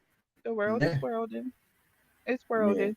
And the way okay, let me just give y'all a little rundown skinny about LA and Californians and the way that they operate compared to how we operate. Back home we hustle, hustle, hustle, hustle, hustle. We still on the East Mm-hmm. Coast, we we are way more stressed than they are over here. They are way more laid back. Our communication is like on 10,000. Even when we think that it's lackluster, it's way better. And that combative spirit is legit out here because even when you're agreeing with somebody, they're still arguing with you. So, Mm-hmm. yeah. Traffic sucks, but we know this. But it's mainly because everybody drives like they're from Virginia out here. So that part. Mm. Lord. But yeah, Reckless. no, stupid. Like And airheads. Like you reckless. can Like tell. dumbasses. Oh my gosh. Speaking of reckless, I didn't even get to tell my boyfriend this. Well, I got in the house. Babe, listen. He in the other room. So I'm about to head to my tutoring session, right? I'm on the phone with my mom and my sister, and I'm sitting at the light. Now, I was not in a rush today, even though I was running behind. I had already texted my parent, and I was like, I'm running behind. And I took my time, and I'm Mm-hmm. glad that I did because I was literally probably about maybe 6 blocks away from my house, and the police were coming. And out here, when the police come, you move out of the way. Everybody Mm-hmm. stops on both sides, all sides of the street. Everybody stops for the ambulance, fire trucks, police. They do that. If it's a funeral, they stop. All that stuff, courtesy. You're supposed to here too, but go ahead. We were, I know. Mm-hmm. So I had to learn the ways too. But this Asian lady, and I'm not being rude about it. She was legitimately an Asian lady. It's a place called Gardena, and it's like known for all their Asians and stuff. Best Korean barbecue ever. Oh my god. Anyway, I digress. Um, she didn't stop. The police were going. They had slowed down, but they picked up speed to go through the intersection, and I was just watching the whole ordeal take place. She kept going, smacked right into her, the police car, and spun her out. Damn. Yeah. I was like, well, she about to get money, but she was in the wrong because she No, was she not. speeding. She She was ain't about to get speeding. money. Yeah. She was speeding. And then No, but she hurt. but she unfortunately she might not because she was still moving when the emergency vehicles was in motion. She was supposed to immediately come to a complete stop and she didn't. So therefore she's automatically in the wrong off the break. That's off Hey, bucks. I get what you're saying because she got hurt. You know what I'm saying? But I hope it work out for her in her favor. But again, just like you said, in emergency let, vehicles, you're supposed to come to a complete halt, complete stop, and she didn't. baby, So she was. I can't remember if it was a Porsche. I think it was a Porsche. I think it was a. She was driving a Porsche SUV. the little Cayenne Yeah, Jones, the Cayenne, yeah. Smacked the whole side of her joint. Just spun her out fucked like her her. up. Yep. And she got out Yeah, the car. She falling all over the place. I said, "Girl, you the one that's gonna be messed up. They're about to give you a ticket." and the motherfucker, the police car that hit her was in the motion of going to this a scene, right? Mhm. Exactly. Yeah. Come And on, man. like it was Why you ain't crazy stop? because everybody stopped. And there was a thing like everybody had stopped, and the people that was about to go when they got the because it was like these two lanes were going and the police were coming straight, and Mm-hmm. so everybody that was going this way had stopped. Some was trying to like go, but then they saw the police was coming through, so they stopped. And she just zoomed right on through. Now I ain't gonna lie, that literally almost happened to me the night before, like last night. I almost hit I almost got hit by the police car because I didn't hear it until the last minute. Mm. And luckily I wasn't driving that fast. But when I did see them, because I was crossing the intersection, and luckily in Inglewood, the police officers, some of them drive fast, but some of them don't. And this Mm-hmm. one he took caution when he was coming through the intersection, which they are supposed to do, and they did. But he Mm-hmm. took caution before coming through the intersection. And my not paying attention self heard it at the last minute. I looked up. I was like, "Oh my god!" And I like pulled off to the side because I knew I was wrong. And I was like, "I'm so sorry." And they just looked and they kept going. Kept going. You want to cuss your ass out? Look. Oh, the face that the one police officer gave me was like, "You dumb bitch." He gave That you was already know. literally the You face already he know what he gave said. me. You That already was know the what he said. He face gave that. But you was like, my bad. He looked at me like, You already know. He probably, excuse my right, bitch. I've always hit your ass. "Oh my gosh!" I was like, "No, please don't kill me." All right, but That's last topic. crazy. What's up? Single father households. You got is this an audio clip or this is just an article too? It was an article. No, I'm just asking. No. I have the article. article up. I can't necessarily share it. I can give a brief synopsis, I guess. The title of the article is "Single," and like this is why I wanted to talk about it because of single father households do vastly better than single mother households. And then here's the real reason why. So it's just an article. It goes into like kind of breaking down what happens with that. So I was just curious, how men felt about it. Basically what it says is that the reason that single father households are able to fare better is that it's more women willing to be partners with single fathers. Whereas as a single mother, it's harder to find a man, whether he has children or not. It's harder to find a man willing to take on the responsibility of another man's children. That was the gist of it. So being that you're the only man here right now, and I probably scared all the other ones away. A little bit. Hey, look. Tammy Mack these hoes, okay? I don't know if you heard of Tammy Mack, but Tammy Mack these hoes. She's one of the most infamous radio station hosts out here. Very popular, 102.3. By the way, the station still matched. No, that's right. Nice to meet 102.3 Steve Harvey in the morning. Nice.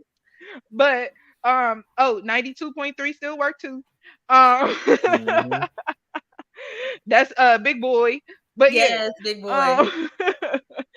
But anyway, no, seriously though, just a little bit. I forgot what I was gonna say. No, Tammy Mack these hoes. F these N words sometimes. Like no. Tammy Mack will hang up on your ass on the radio live. Like she don't care, and she will call. She will get you all the way together if you try to comfort her on her show. So, it's her show, I think I looked at when I first heard about it, I looked at it in the bigger picture. As far as that could be the case because you know what I'm saying, you got some men out here who make more money than women as far as, and I was looking at it as far as that standpoint of a financial standpoint of it is not just the a man versus woman standpoint. You know what I'm saying? I was looking at it as he probably could do it because he probably got that motherfucker. He probably got a decent ass job, whereas though he could be able to handle that more in that situation than a single mother who may not get paid as much. I don't know. You know what I'm saying? I'm looking at the bigger picture as to why it would be the case. But is the assumption that the woman isn't making more money based off of anything? Like, no. I was just saying, far as no. I was just saying, far as that aspect, far as what other reasons could it possibly be? Whereas he could raise the kid more successfully than a woman, other than he, you know what I'm saying, he based on the income. Well, like I said, I told you what the article said. Because if you want to go, look, Yaya probably I don't know if she was about to go here. I just want to say it real quick. Nick Cannon. Okay. Okay. Go. Look, go. Okay. So for me personally, this is what I want to think. know. I think it's mainly because we don't put women. Well, I won't say we. I have to say we. I'm not a man, but I don't ever hear men putting women in situations to play mommy too much as I hear that about women doing that to men to play daddy in a lot of the situations. What you mean? A lot of the time, like I feel like sometimes sometimes I feel like because I've seen it. Women, they may not have the best relationship with their baby father and stuff like that. And so like when they get a new man, it's automatically like, oh well, you gotta go by his rules and this and that, and like or like putting pressure on a man to like step up and be that dad. And it's like, yeah, it's not his role. He's not the dad. Like they have a dad. And I feel like with men, a lot of the time, they know this my girl. Like eventually, yeah, she's going to take some type of role in the house. And I just feel like it just get a little blurred the lines sometimes with women more so than men. That's how I feel. I've seen it. I get that. Like, I don't necessarily have a pushback for that. Like, I can get that. I can 100% get that. Like, women will potentially try to. It's a package deal with women. I think that's the best way to say it. It's a package deal with women, right? Not Exactly. It's a package deal with women. Yeah. But I feel like a lot of women start off as a package deal, like in regards to, well, I got a kid. This is me. Blah blah blah. Can you deal with this? I feel like it's a package deal surface on top. Yeah. Because then when you think about it, it's like some women are pressed to keep a man, so they will neglect certain things with a child, or they'll, it can be turned to an abusive relationship or whatever. It can happen anyway across the board. But I feel like with men aren't, not all men, of course, caveat.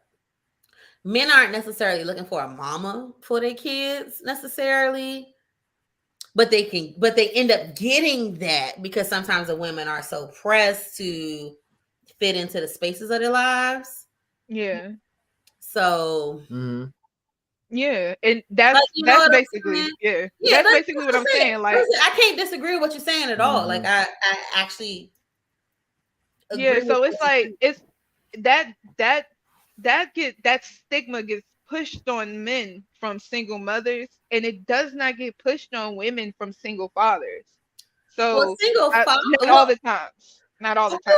I feel like single mothers, and this is not me trying to be biased. But this is just from what I see. I feel like single mothers get shitted on a lot, whereas single dads are praised.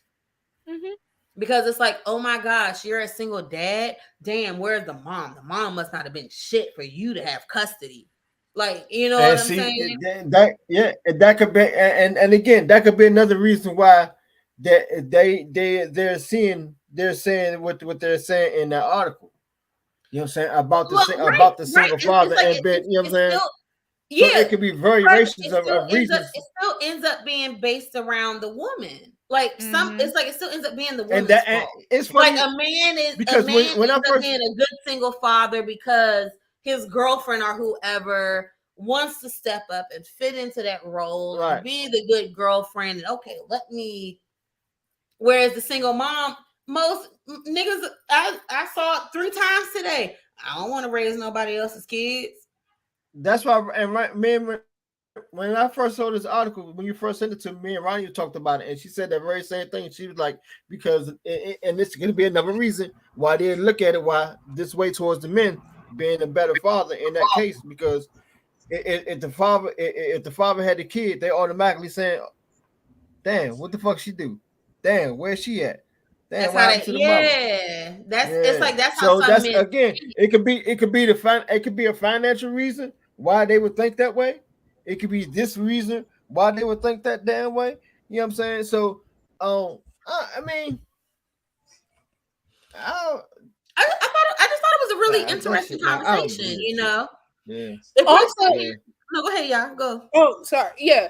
Also, by the way, have you noticed the growth? Oh man. But but Her hair. yeah. Mm-hmm. Yeah. It's beautiful. But but one thing that I also thought about with us talking, like discipline. Discipline looks different from a single mother household compared to a single father household.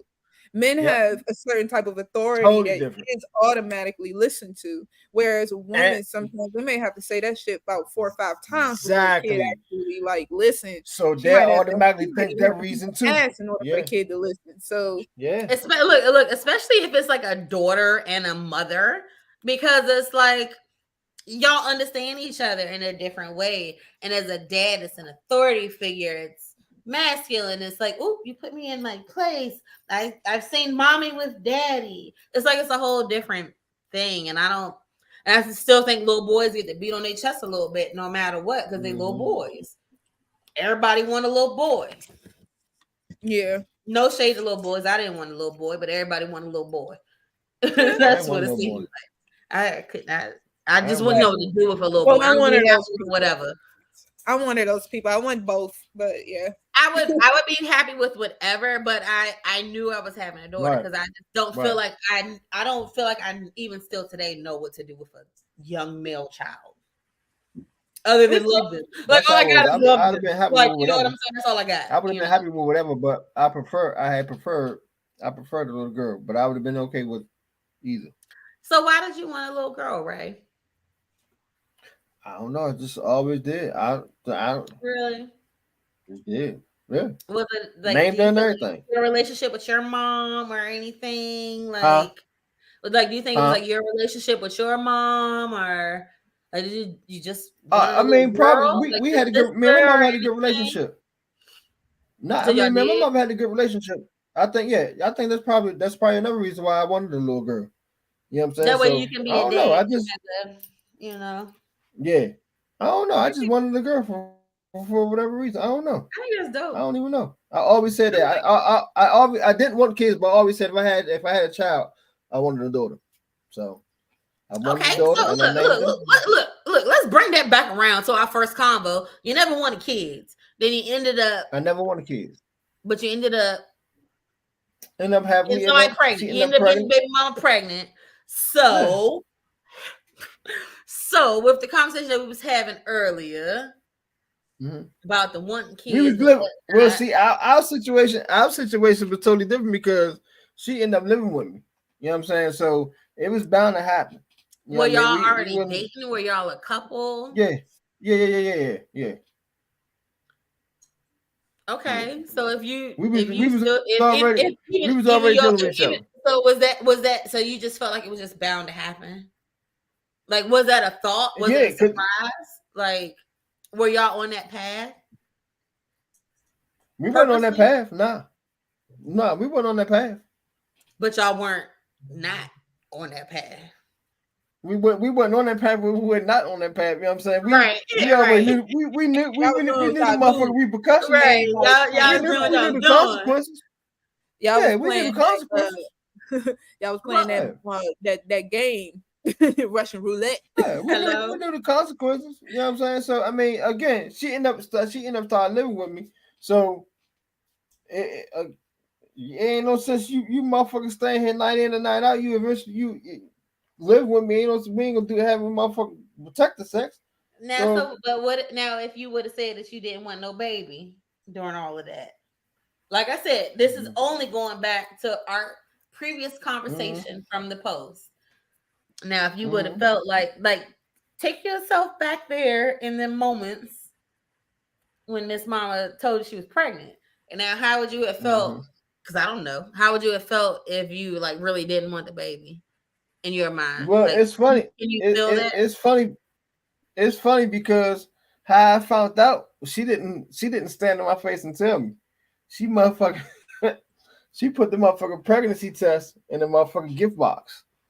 like in a tall red box, and set it on the sofa. So when I came in the house, I saw the box on the sofa. So I'm a big watch fan. I ain't got one on there, but I'm a big watch fan. But I'm thinking the box was so tall, I was under the assumption that it probably was a nice watch. So I'm like, okay, cool. And I think this was this around my birthday time? Oh, so that was a birthday present. I remember this. I remember this night. I remember this night. No, was this? It was some occasion where just came or was damn near about to be around, and that was another reason why she should put the box up. So I came in the house and I was like, okay, what's this? And then it was for me because it was only me and her there. So she left it there. I opened it up and I saw the pregnancy test. I was like, oh, okay. Looked at the junk. Okay. I started smiling. I was like, shit. I was like, all right, well. I called the first thing I did, I called my mother. I was shocked. I was like, hey, Mom, not that I already didn't know, but I was like, what it mean when you see two lines? My mother being blunt as she is, God rest her soul. She's like, nigga, you know what it is. I was like, yeah. She was like, what you gonna? She was like, what you gonna? She was like, what you gonna do? I was like, shit, we gonna do what we gonna do. Ain't know what I'm gonna do. If she gonna have it, she gonna have it. She gonna have it. If she ain't, she ain't. I said, and 9 times out of 10, she gonna have it. So I think I had walked. I said, I'll call you back. I said, I'll call you back. So I had walked back in the room, and she was back there. I think she was sitting on the bed or something. I said, oh, okay, for real? She was like, yeah. I said, all right, so what you want to do? She said she gonna keep it. She gave me a look. I was like, okay, cool. Well, I know what the look was. 11 years later, officially as of yesterday. 11 years later, as of yesterday. Yeah. And happy belated birthday to her too. Yes. Beautiful self. Thank you. Oh, you got she getting up there. Getting up there, Dad. And look, Ari was 12 last week. But to answer your question, if I would have been in that situation and told her no, and she decided that she still wanted to go ahead and have the motherfucking kid, y'all still would have been saying congratulations and happy birthday to your daughter.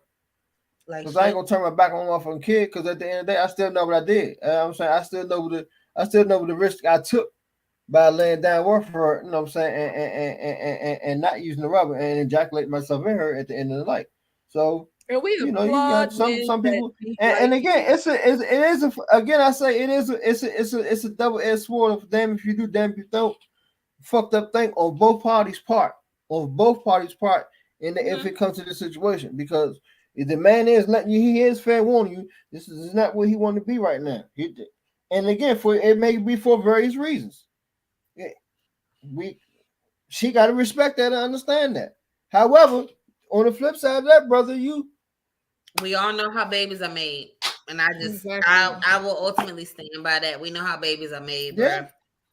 Like I can completely understand. Like honestly, for you to have allowed it to get to the point where she's pregnant now, like there's Plan B, there's the question of are you on birth control?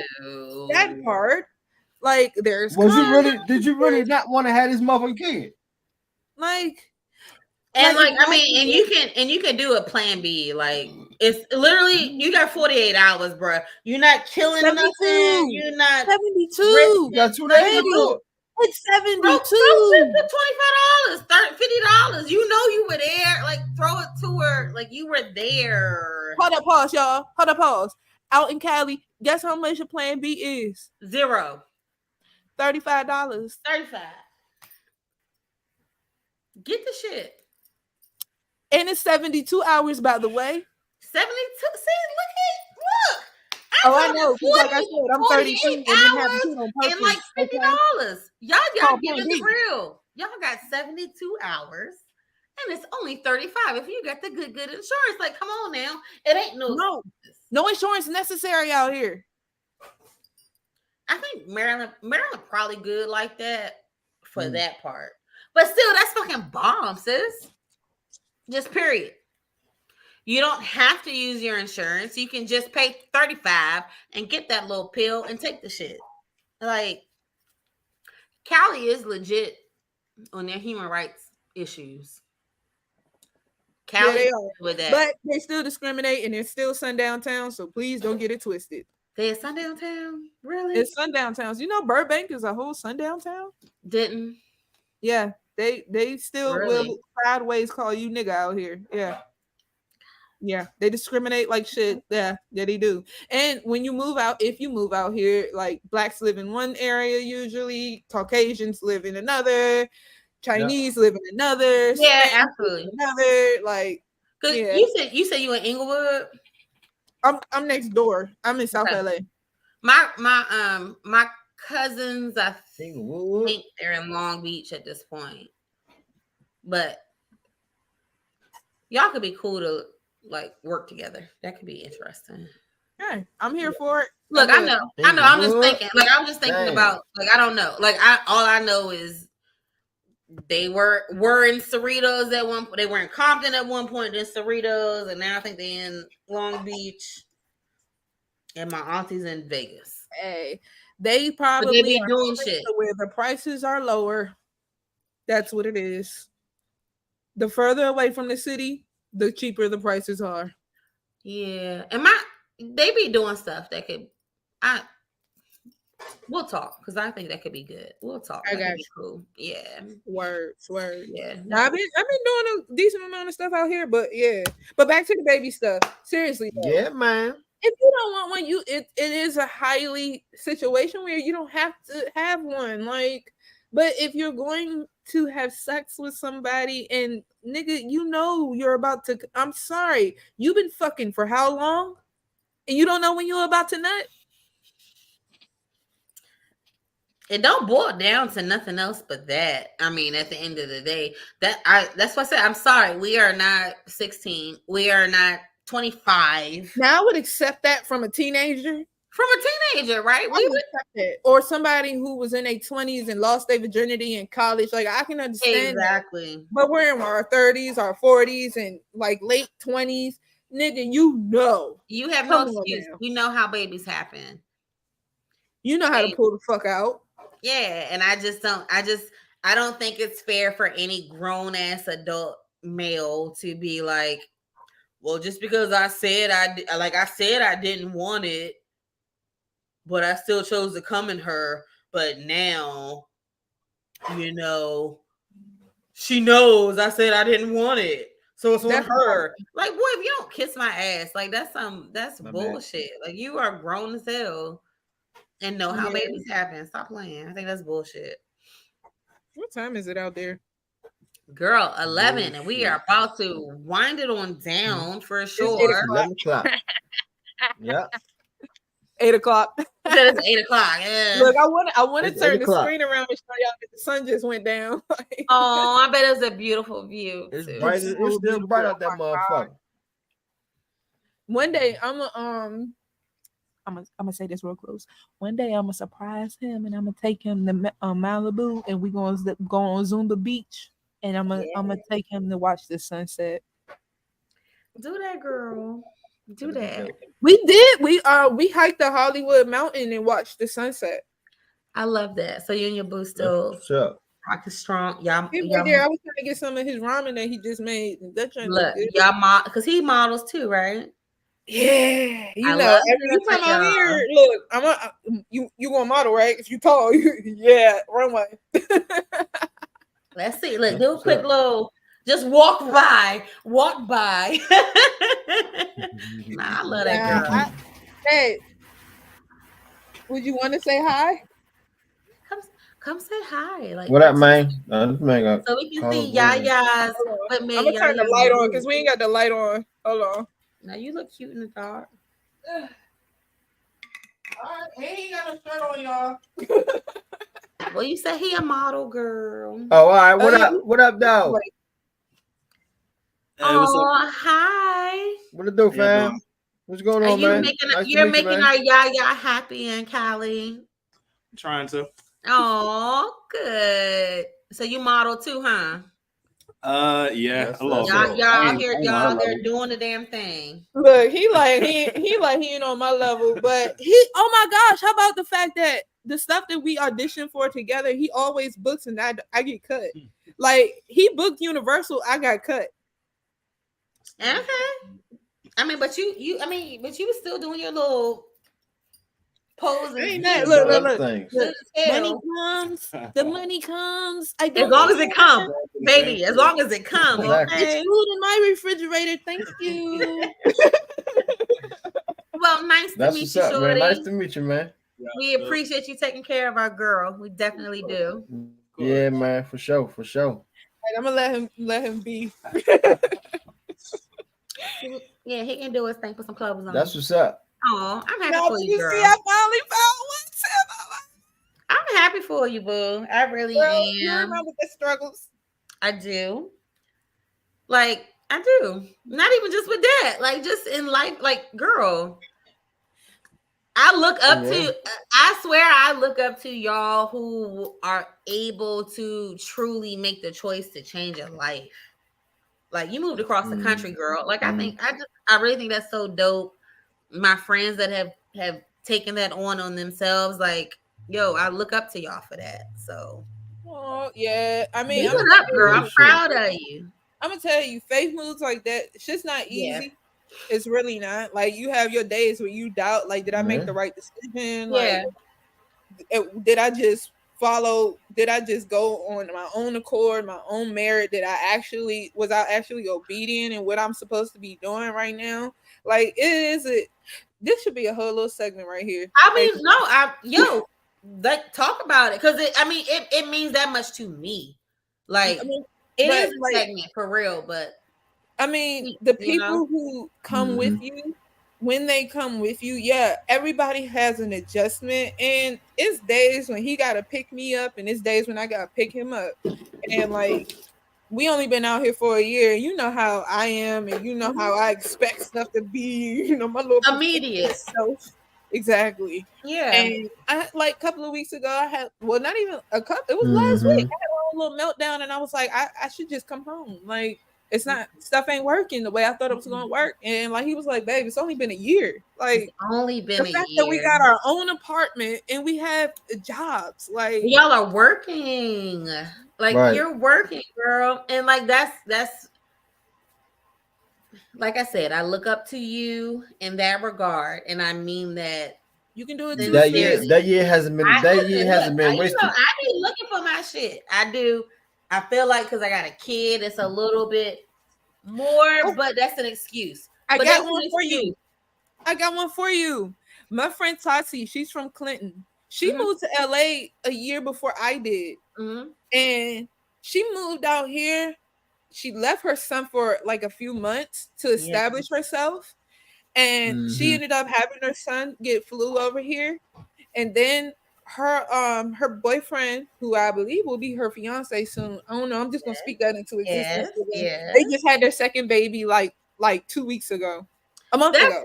Girl, listen, that's something I thought about. Like, what if my folks are retired.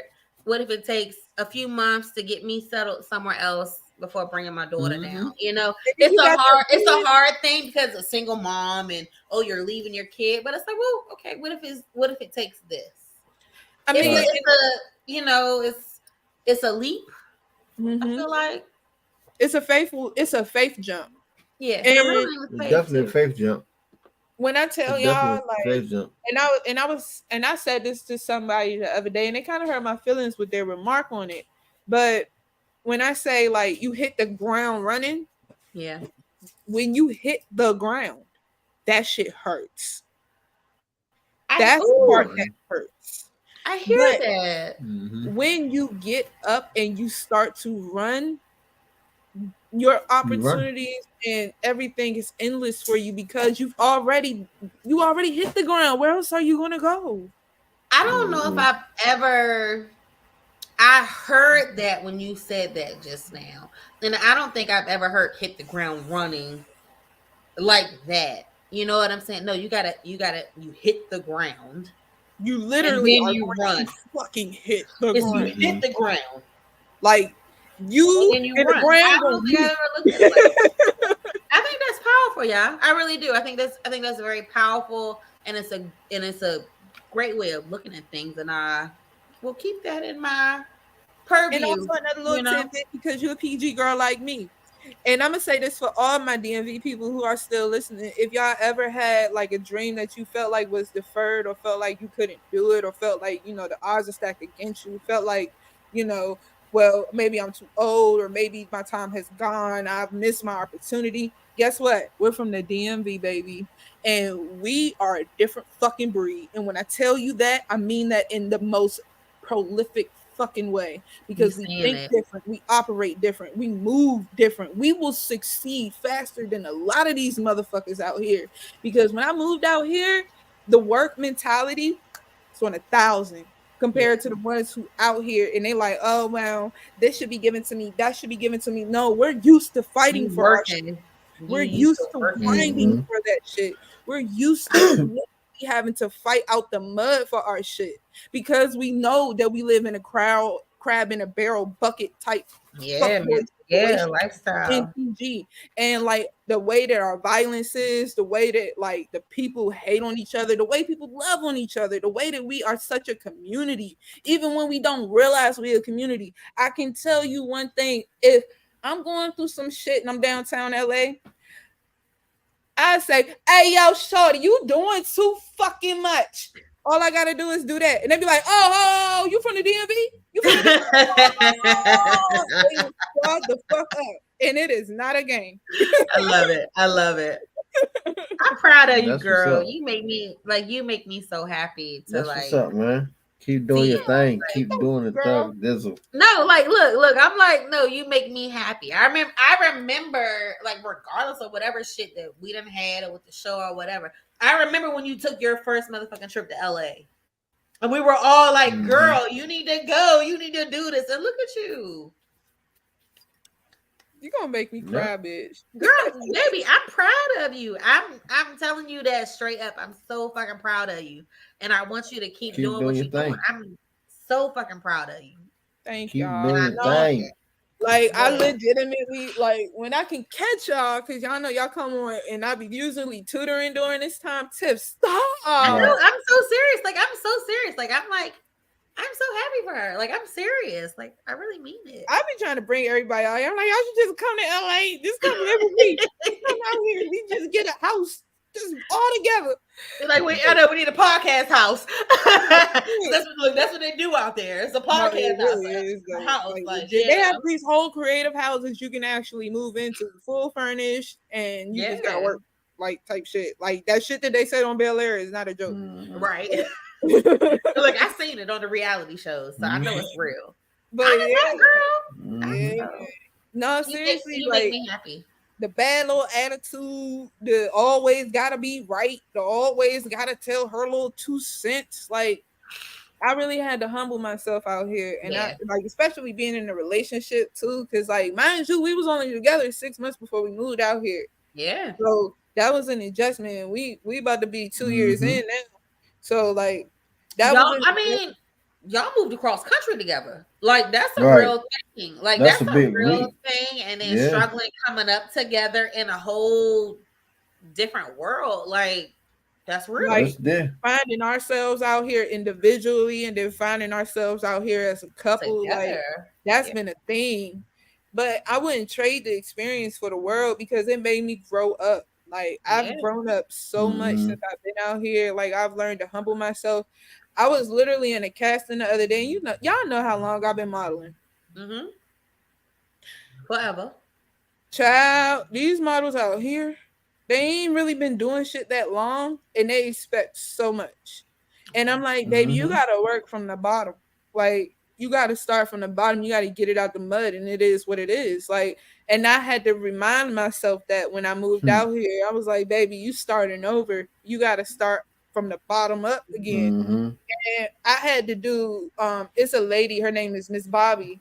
And she does like these runway shows where they do like exhibits and they do like these like actual like model performances. And so I was in her training class 2 weeks ago and she was giving me direction and I was giving her so much pushback. And she ended up sitting all the models in a circle and going over the contracts and the details and all of this and all of the, you know, the explanations, the dictionary for like the terminology and stuff. And I'm like, I was before that circle, my mind was, I know this, I know this, I know this. And I was so cocky. And in the middle of that time, I had to check myself. And I was like, first of all, who are you out here to them? Right. Second of all, who are you to not still be teachable? To listen, yeah, to not be teachable. You have to be coachable. Yeah. And for you not to be coachable, you will end up blackballing yourself. And out here, baby, understand, when you get blackballed, that's it for your career. Go somewhere else. Yep. Don't even think to work again in California. So, like, that blacklist shit out here is legit. I've even heard APs, assistant producers, sit there and say, yeah, she caught an attitude with me, I blacklisted her ass. And I'm like, wow. And you look, you know me. That is very much things I work on. Very much so. Very much things that I work on in spaces that I feel it matters, but probably should work on in spaces that I don't think matters too.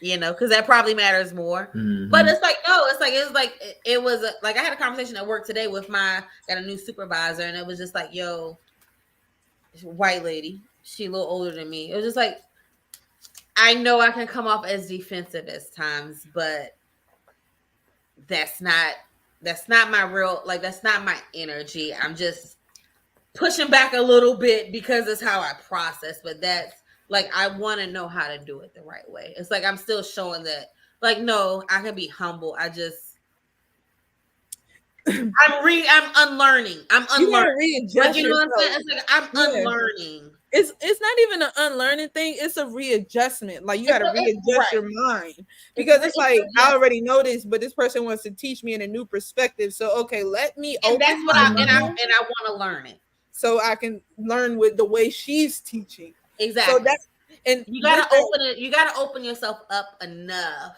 to be receptive. Yeah, because it was stuff like I literally, stuff that we've talked about, you and I, Tiff, you and me, Ray, stuff that we've talked about like 2 years ago. That, you know, I was so ass on my shoulders. I knew everything. You couldn't tell me shit. I play those conversations back. I hold them joints dear to my heart because y'all taught me a lot. And with those lessons, I was able to, like, take that, put that over here and put it into practice. And like I was saying, with that little powwow circle, she sensed that I had an attitude, and she came out and she asked me. And I had to openly admit to her, because I didn't want to say it at first, because like I said, what I have to say, it might come off as rude.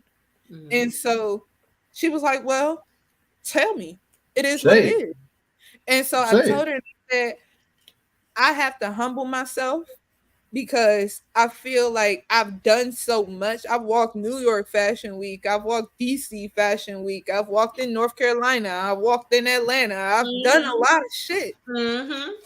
And for you to tell me, oh, you're do this, do that, do this in this way, in that way, I'm doing it. Like, what are you saying? Like, I know what I'm doing. Like, you can't tell me what to do. What? You need what? I need to do what? I was like, I really had to, like, check myself, because I understood that my ego needed to get checked. I understand that, that's powerful. That's very powerful. Yeah, like, sometimes you got to check your ego. Growth. You got to grow. That's not you. I mean, I feel like you always gotta check your ego, but it's like, you know, before we get to a certain age, we don't even realize that ego exists. And maybe, and then, you know, that could go back to the fairy tale conversation and this and that. We think it's supposed to be this way. We think life is supposed to be this, supposed to be handed these things, and, you know, but no, humble yourself a little bit. Hold on, pause. Let me tell you how, when y'all was going through that conversation, I was having a whole little conversation in the car, what I was saying. Yeah, you was like, wait, I can't. I want to say it, but I can't. But press play. Back to what you were saying. Yes, definitely. No, it's just that though. It's like, you know, we think we know so much, but it's like, I don't feel like until real life hits us, until we have to humble ourselves, until we fall or we get that heartbreak or whatever. Like, that's when we start to be like, oh, well, maybe I'm not as great as I thought I was. Okay, well, maybe I do need to listen. Well, maybe I do. Right. Because we just think, well, I know what I'm You talking know about. it I know all. this. I Right. know that. I know Yeah. me better than anybody can know anything about any fucking thing. And it's like, nah, little baby, calm Mhm. down. Yeah. No. Like legit. Let me tell y'all how it was. I'm sorry. I know I'm running the show all late. Girl, you fine. We glad to have you on. But let me tell y'all how when it was a few months ago. Okay, so I told y'all we live in the hood. So on the side of our house is an alley, and the unks hang out over there. And they crip unks, by the way. Legit crips, OG crips. Chicks and dicks. Okay. So and so like our house is like on the corner, and the person that lived in our house was an OG. He lived on the street now, but he told us this house used to be, you know, that house that everybody ran in and out of. The trap joint. Yeah. Mhm. We live in the trap. The original trap. See, I don't know what a trap is called in Cali, but it's a trap. Like, I don't know. Trap. And so The trap, okay. they have a habit of sitting out on our front. And so, like one day, I was coming in and I was putting my stuff up, and the Holy Spirit just spoke to me. And he was like, "Check your attitude." And I was like, "Check it, okay, all right, cool." So I was like, "All right, let me be mindful that he just told me." So clearly, something that's about to rouse my attitude is about to arise. Sure enough, literally less than 2 minutes, they were sitting out front, and it was one of those belligerent ass bitches that was sitting out front too. And so normally, if I open the door and I step out, they'll just be like, "Oh, we sorry," and they'll move. Not on this day. She was just like, "Well, it's the hood. And I was like, "Okay, well, this my house." Right. And so I was like, "I ain't got no problems with you, Slim." And she got me so heated. You know, when I get pissed, I start speaking in Spanish and shit sometimes, and use Spanish little colloquialisms and shit. And I'll be like, "Chica, keep that shit around the corner. Chica, go around the corner with that shit. We ain't got time. I'm not doing all of that with you. You have a great day. Have a great day." That's all I kept saying. Your ass turned Puerto Rican like shit. Look, there's so many Mexicans out here. But right. I was like, "Chica, No, keep we that know shit that. around the corner. Like, I ain't got no problem with you, but you're doing a little bit too goddamn much right now." And so I was real nice about it. I ain't curse at her. I was pissed. But remember, Father told me check my attitude. And so I did. And no sooner than I was like, "You know what? You have a great day, but please go around the corner with that." And so she just kept talking shit. OG come from down the street, like, "Bitch, she lives here. Like, what the fuck are you doing?" Move. Like, right. Like, bruh, like, you doing too much. Like, respect their property. But yeah, like, honestly, there be moments when, like, sometimes we gotta listen and not be so quick to react. Yep. And realize that message. We can be our own demise if we don't humble ourselves in those crucial moments. And that's when I bring myself back to message. I hit the ground running, because hitting the ground will humble the fuck out of you.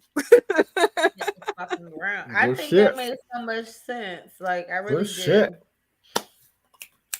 I'd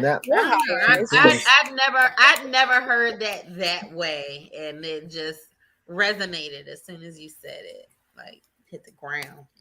I'm glad I can give that to you. Oh, baby, listen. That's what's I up. told you, more ways than you know, and that's on God. More ways than you know. And I appreciate you still being here. Okay, right. And by the way, I appreciate you still being here. I'm gonna speak to the people. I don't know if the people still here, but I'm gonna speak to the people. In case y'all was wondering, it's not just the modeling thing, mind y'all. I said I was a whole teacher back in Maryland, so imagine a teacher unteachable. That says a lot.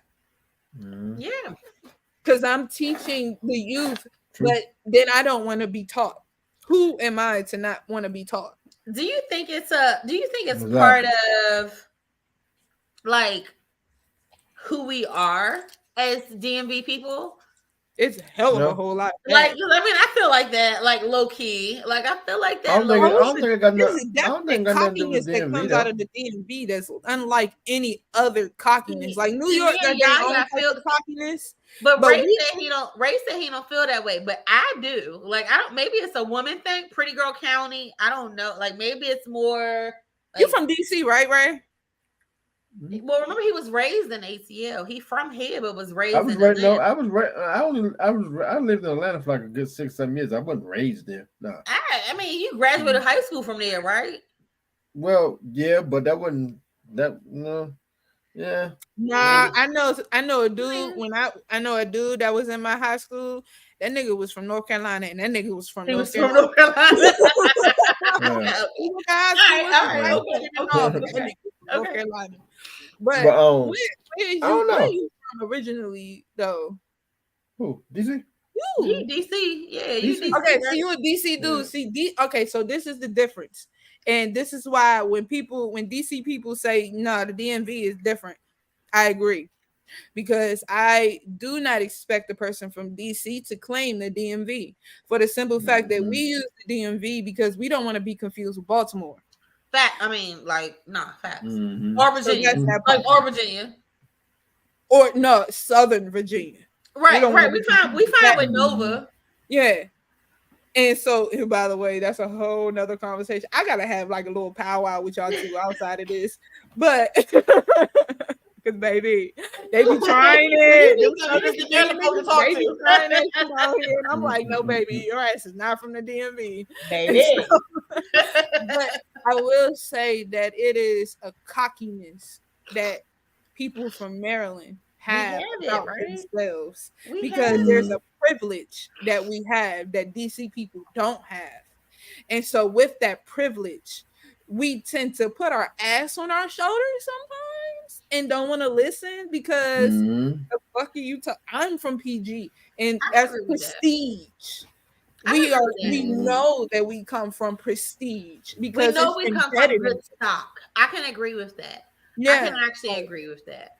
And it's like, and it shows up when we go to other places, and even when we interact with our DC natives, like we come off to them with an arrogance, and they come off with a different type of arrogance. It's almost like a humble arrogance, but we come off with a cocky arrogance. We come off as though we better than you. It's look, nah. We know our houses are bigger than yours. We know our cars are more expensive than yours. We know it's like we're actually mad that we're mad that Waldorf or St. Mary's now has the title of the richest black county versus it being PG. Like that's the PG. We're actually mad at because it was PG for a minute. It's been PG. Look, as a PG representative, it's been PG for the until last year. Yeah. I mean, but you can see why, because gentrification and whatnot. But here's a PG person that can break down why it's not PG County anymore, and now it's St. Mary's and this and that. And I mean, but we know your point. They ran us out. I mean, but see, right? Look, we some PG bitches. Like we PG bitches. Like, nah, that is what it is. Like we Pretty Girl County, motherfucker. And I say that shit out here all the time. The fuck you mean? Fuck you mean? Like I'm pretty good makeup. She's stupid. But I mean, I do agree with you. I do think that we have a certain air, we have a certain privilege that we take for granted a lot. And I did take I don't think we see it. I mean, like you're in a different state, you're in a different city, so you see it now more. And so I want to move. Look, I want to move. You see it different, yeah. But it's like it's a different way of life. We're very privileged in this bubble that we live in. Black men too, y'all brothers too. And honestly, even the way, because Julius is a DC native, and like the way that he carries himself and the way that I carry myself, we stand out like a fucking sore thumb out here. Like people know, one, that we're not from here, and then two, like the way that our demeanor is when we're out here is like it's like almost a snootiness that we have from the DMV because it's no place like it. Like it's a diverse area. And as fucked up as it may seem, we get along way better than a lot of the fucking US as far as race goes. Like, they got way more issues in other places. Yeah. Like, even I went to New York and I never forget the first time I ever got called a black bitch in a club by a white chick. Like, and that's New York, and you would expect it to be more progressive. It's not as progressive anywhere as it is in the DMV. Like, we live different, we operate different. We just different. Yep. That's And it. that's why everybody spots us when we out. They like, oh, where you from? Oh, I can tell you from the DMV. You DMV. And they'll tell you from the DMV. They'll be like, I ain't from this motherfucker. I know that. Nah, but out here I they ain't can from tell. here. Yo, it's so many people from the DMV out here. Yeah. Like they know it now. Yeah, a lot of people moved out there. Yeah. They know they don't even really they just ask. They be like, you from the DMV? I knew you was from the DMV. Like, yeah. We hustle different. For sure. I love to see it. For sure. It's 11:30. I know I didn't kept y'all on. Yeah, what time is it? What is 8:30 over there? It's 8:30 there. It's early for y'all. We just just be checking in with each other. You ain't lying. Hold up, but shout out to my family for texting me at fucking 4 and 5 o'clock in the morning here. When it's like, wake up, motherfucker! It's 7 o'clock. 7 o'clock on the East Coast, bitch. Damn right. Get your ass up. No, for real. Get out. I mean, but that's the only way people in Cali are successful is if they wake up on East Coast time. Girl, listen. Yeah. So if you're not up like I got some bankers in Hawaii, and they be like, 11 o'clock Eastern Standard Time is a little too early. Just a little too early. And that's the thing. You can tell the real hustlers out here by how early they wake up. Because they up, huh? They up on East Coast time. If they asses is up by like 4 or 5 o'clock in the morning. Yep. Yeah. They with the shits. Yeah, they work. Oh, yeah, because New York time don't sleep. At all. That's why, like, I was watching the Kardashians one time. I'm sorry, I'm done after girl, this. You have Ray on pause. You on pause. But, it's me and you, girl. We good. Look, I was watching the Kardashians like last year, and I never forget Kris Jenner. And I understand their success. Kris Jenner wakes up 3 o'clock in the morning. She's at work 4 o'clock in the morning because she understands that New York is awake. Up. It's awake. The East Coast is up, and she need to do business. Yeah. So why am I about to sleep till what? It'll be like 12 o'clock y'all time before I'm finally waking up my time. At 9. Like 9 o'clock. Like to get my day started. Y'all already about to be done. So get your ass up. Nah, real talk. Like that's real shit. So I learned how to, do it. I hate it, but I learned it. You doing it, girl. What are some, say you had your former student who's coming up and wants to be like you. What advice would you give them right now for the life you're living today? Stay humble. Remember that you don't know everything, and remember that you need to be taught. You're never going to stop getting taught, no matter how much you think you know. Prepare for the downfalls because they are going to come. It's not a question of if, it's a question of when. And remember to stay grounded. Keep your tribe back home. Find your tribe where you go. But most importantly, like, listen to yourself. If it's not fulfilling you or if it's not serving you, don't allow it in your life. Speak only positivity to yourself because you're going to have negativity coming to you anyway. So you don't need to be the one to add on to that to yourself. That's not going to do you anything but bring you further down. And remember to always stay ready because you never know. The next person could come and take a spot just like that. And be mindful of what you say, to who you say, and how you say it. That's a powerful one. That last one is pretty powerful. Yeah. Have you experienced, is that pushback you've experienced in the working world or anything like that?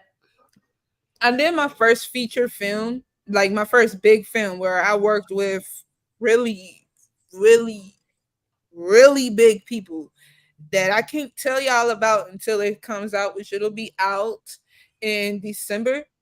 It's a holiday movie. It's coming out. Oh no, I can't tell y'all this part.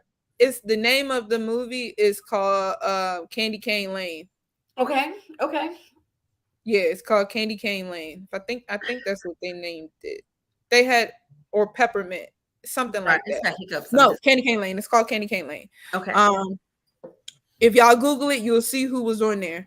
But I'll never forget that I still was in a certain mentality and didn't realize that the acting world is that cancel shit is legit. That's legit. Really? And I was being too free with my speech, and I offended the wrong people. And okay. I got checked, and I had to understand. I understood after that person checked me, but I didn't want to listen because I just felt like, well, people are too sensitive out here, which they are. But okay, but that's not the point. The point is mind what you say, to who you say, it, where you say. Better. Yeah. Okay. I think that's especially in that field. I think that's a great piece of advice. I think that stands the test of time. Yeah. And especially as a free speaker. One thing about that acting industry. Yeah. Not even that just industry, man. Like y'all said, that industry you do good. That industry, man, you gotta play your part. Fall in line, shut the fuck up. You gotta play your part. Yeah. You gotta shut the fuck up. Like, and I had to learn that the hard way. They're option the heartbeat. Nigga, you are very expendable. In Hollywood, you are expendable. Trust and believe. But I think it extends beyond Hollywood. That's my point. I think what y'all saying. No, I'm talking about period. That's what I just said. In the work world, period. In the work world, you're expendable. I don't give a fuck who you could be. You could be the CEO of that motherfucking company. Your ass can't get fired too. However, in that Hollywood shit, like y'all said, one fuck up, or you keep on mouthing off thinking you big shit because you came from Broadway. Yeah, you may came from Broadway. You may got that Broadway resume, but you over here in our world now. Chill out. And see, my thing, you can easily not get that part. My thing with what I was saying, because I'm not from the acting world. I don't do, that's not my thing. Right. Like, I'm a model. At the end of the day, I'm a model. Right. And I kept saying that. And the A-listers was hearing that. And I said that one time in front of one A-lister, and she shot me a look, and I was just like, you're like, oh shit, I fucked up. And after that, I learned to keep my mouth shut. Yeah. And like I called my mom, and I was like, man, Mom, I don't know if acting's for me, because you can't be yourself. Like, you literally gotta be somebody else in order to survive in that world. Yep. That shit real in the field, baby. Yeah. Real in the field. Granted, they feed you on set. I ain't gonna lose you. And that pay, I ain't gonna, man. I really hope they come off strike soon, because I did an extra years ago in Atlanta, for this show called Unnecessary Roughness. I was standing beside John Stamos. I did a bar scene, like a happy hour bar scene. And we was there. We was there probably about a good 6-7 hours. I think I got like I was in that episode. I got about like 500 for that jump. Word. Hey, they paid like shit. My mom was like, shit, you that for that couple of hours? But that was OT, right? Huh? That was OT? That was overtime? Nah, that was just the regular that was straight pay? That jump. was base pay? Yeah, that was just a regular little 1 day job for them like 5 or 6 hours. Yeah. Yeah, see, Just for out that here one shoot. they So pay you about what $15-16 an hour. That's why they on strike right now. yeah, that was for that one little hour. So Yeah, they pay I you mean like for them 5 hours, for $15 an 6 hour. hours. I was like, shit. Yeah. We just had to. It was more just sitting around downtime than anything. You know what I'm saying? Because they were doing other scenes and stuff. Then again, it was like a happy hour scene, but we was like at a sports bar. So you had to get the people all in the set and all that. It was just an experience of doing it. You know what I'm saying? Just to even see it. I was like, okay, cool. And then Look, John Stamos and shit. I was like, all right, that's what's up. I know it So, was. Shoot. I met that's what's up. O'Shea Jackson out here. I met Okay, O'Shea. Junior. Cute.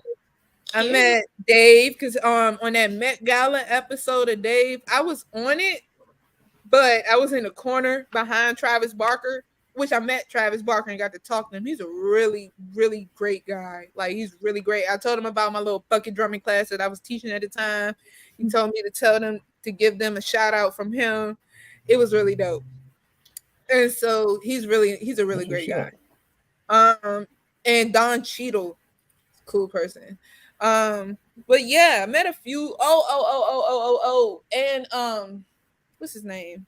Jack Harlow was there, but I didn't realize that that's what Jack Harlow looked like. So I was looking at him and didn't realize until I goofy little younger.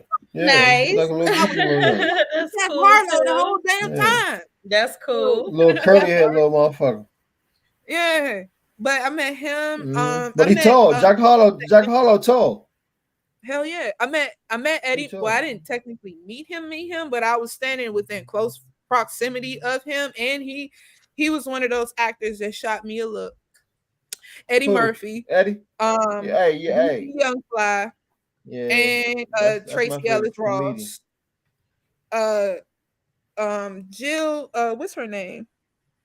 She usually play like all those funny ass roles. Like she's a really cool. She's so fucking nice. It's so many funny white girl.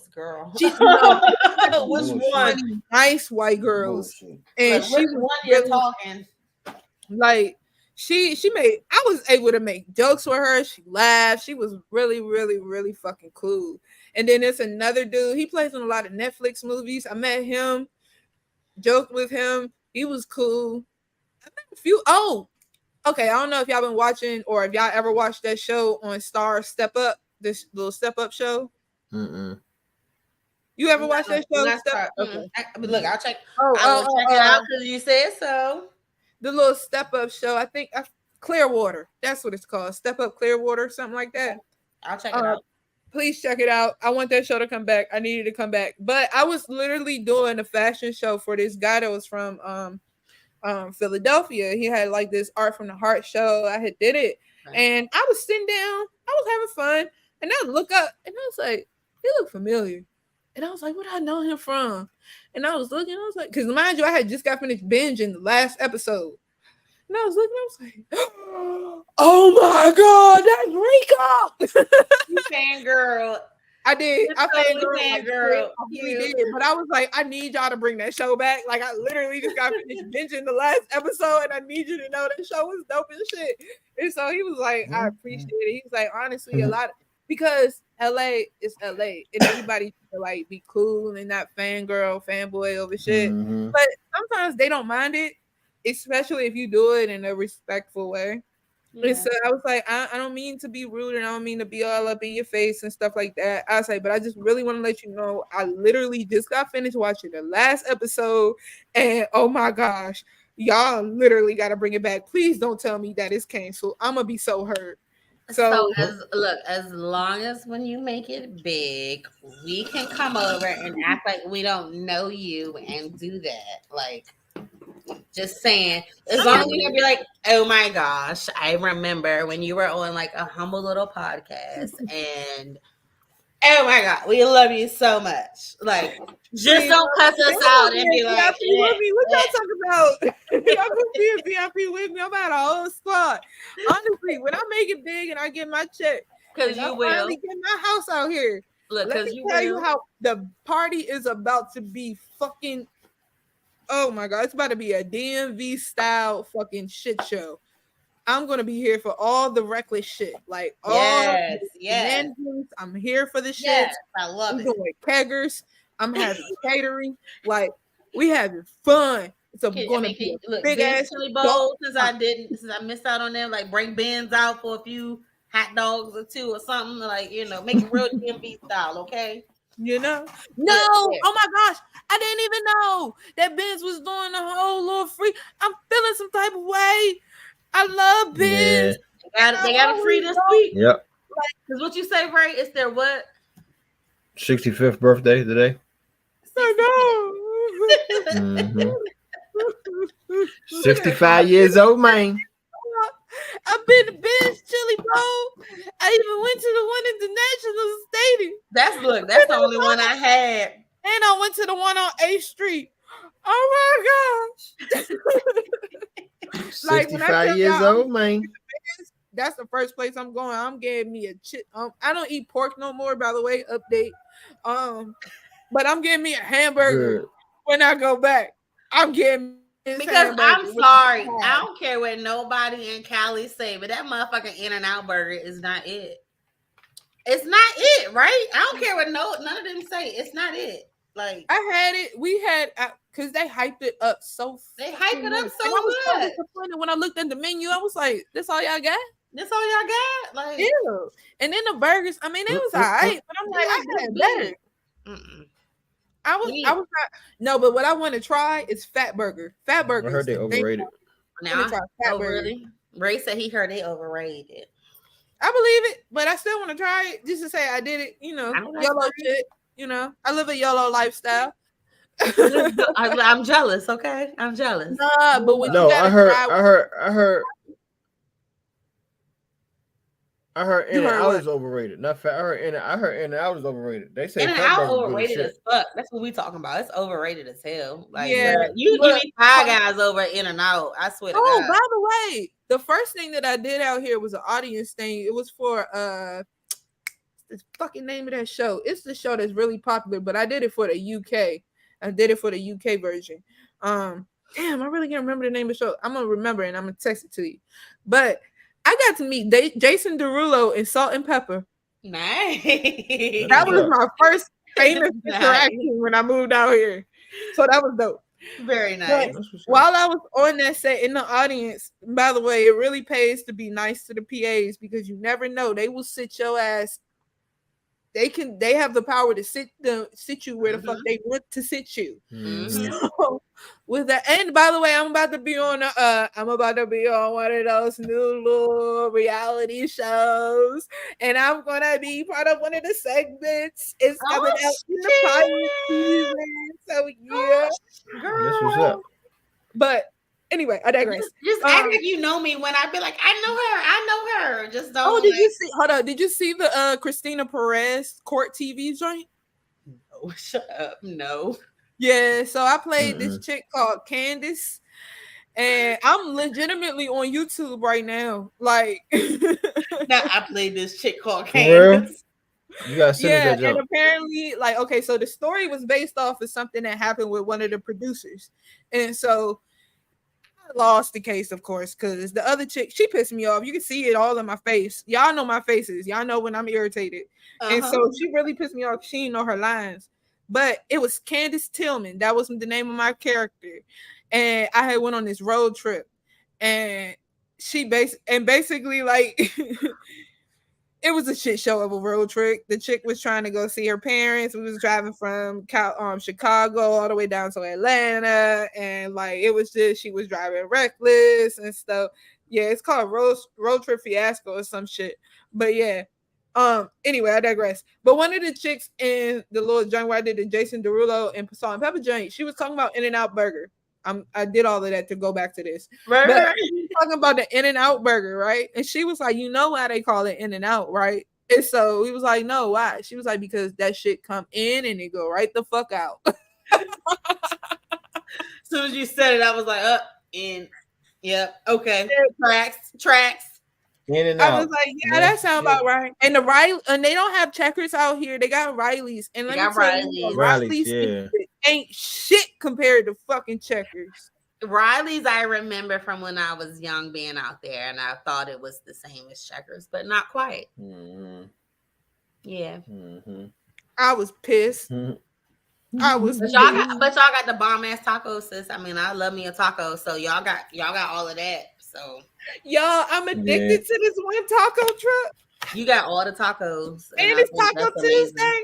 It's Taco Tuesday every day, right? Look, I'm waiting for my tax money that I just filed to come through, so that way we can just go ahead and just go to the taco truck. I am in love with that motherfucking taco truck. How long you got wait in line? Okay. Because some of them be like an hour wait, bro. Well, it depends on what time you go. You gotta know what time to go. Because if you go like right now, it's about to be a long ass line. I'm gonna tell you that now. Oh, because right now it's almost 9 o'clock. 9 o'clock. And it's still a long line. Let me tell you this. The taco trucks open up at like 6, 7 o'clock in the afternoon. Okay. And they don't close until 2 a.m. 8 a.m. Yeah, 2, 3 in the morning. Okay. That's what I heard about over there. Yeah. Yes. The motherfuckers, they run. They run. Yes. But yeah, so with that being said, I got addicted to this one taco truck. My sister, I actually flew my sister out here like in June. And we spent about 3 days at that fucking taco. So what kind of taco are you getting, girl? Is it like oxtail? What kind of taco is you getting? It's not just tacos, it's Mexican food, period. They got the asada fries, they got the wet burritos, the regular burritos, they got the nachos, they got the tacos, they doing the damn thing. They got the tamales, they got the empanadas, they got everything like that. So I would stay there all day, is what you're saying, which is what you do for the hours. Because Tiffany gonna be that motherfucker night. For a good 5 minutes. Do they have birria? Like, do they do birria out there? Is that like even a thing out there? What? Birria? What's that? They don't even do it. The birria tacos. Okay, BIRRIA. See, the thing because they're halfway authentic, but not fully authentic. Like, see, the thing is out here, this is legit. Early Mexico. This is Mexico. Because when I tell you, we used to flour tortillas. I like corn. Yeah. Give me the corn. Listen, babe. Look, baby. I like the real. Fall apart too much. You gotta layer them up. You gotta double them. They're supposed to be double. And they don't double them motherfuckers you got anyway. Double the corn. You got double the corn. They don't double them. Oh, you got double them because they will literally fall right through. But nah, man, it ain't even just the tacos out here. Go either to Koreatown or Gardena. Mm-hmm. Fucking Korean fried chicken is the shit. And I bet it's so much better than Virginia. So much better.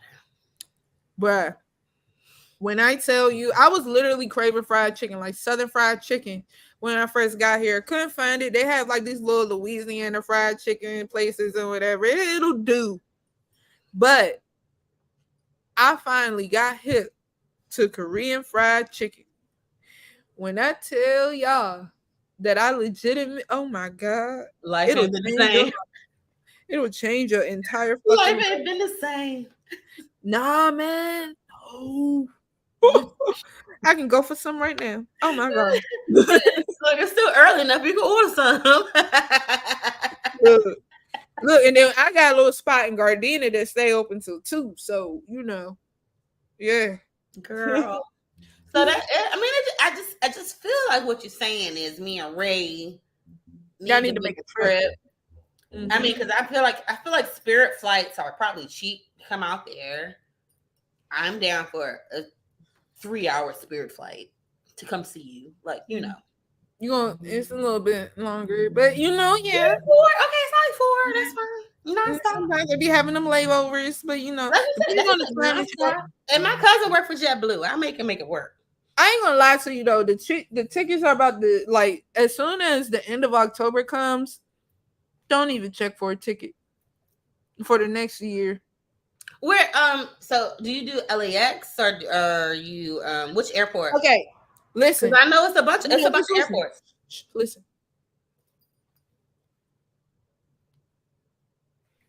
Can you hear it? Hold on. Let me turn this little.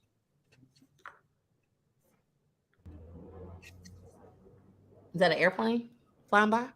Literally live 10 minutes down the street from LAX. Nice. Okay. Okay. Yeah, I had to turn the little feature No, off. I heard it. Look, you heard me say, is that a okay? Yeah, it's an airplane. So like LAX is literally like 10-15 minutes down the road. Okay. Yeah, I can actually take South Street all the way down because I live Imperial is right over there. You know, they be like Crenshaw and Imperial. Crenshaw down the street, Imperial over there. Oh, you in Cali. You like in LA. Oh, you in the hood. You in LA. Like you trip walking down the street. But you don't real, so you don't. So you don't. Right. So you don't. Bitch don't wear no red, purple, or blue. Cut it the fuck out. I mean, it's only the hats. They only give a fuck about the hats. Okay. So you can wear whatever color you want, but don't wear that hat. Okay. You wear that hat that that's they're gonna be like, what set you claim? I don't know nothing about those things. Right. We going out there to see her. Wherever we can be on a Spirit flight and the tickets can be $50, but we gonna go out there. Yeah, I might have to pay y'all firstborn for a check bag, but you know. I'm gonna go. I'm willing to go. I am willing to go. I was trying to get y'all to go with me that week that I went. I'm not flying on Spirit. I will fly Southwest. I don't give a fuck. I'll fly on Spirit. I don't care. I've flown on Spirit. Look, have you ever flown Spirit? No child. You never flown Spirit? Huh? Have you ever flown Spirit? Nope.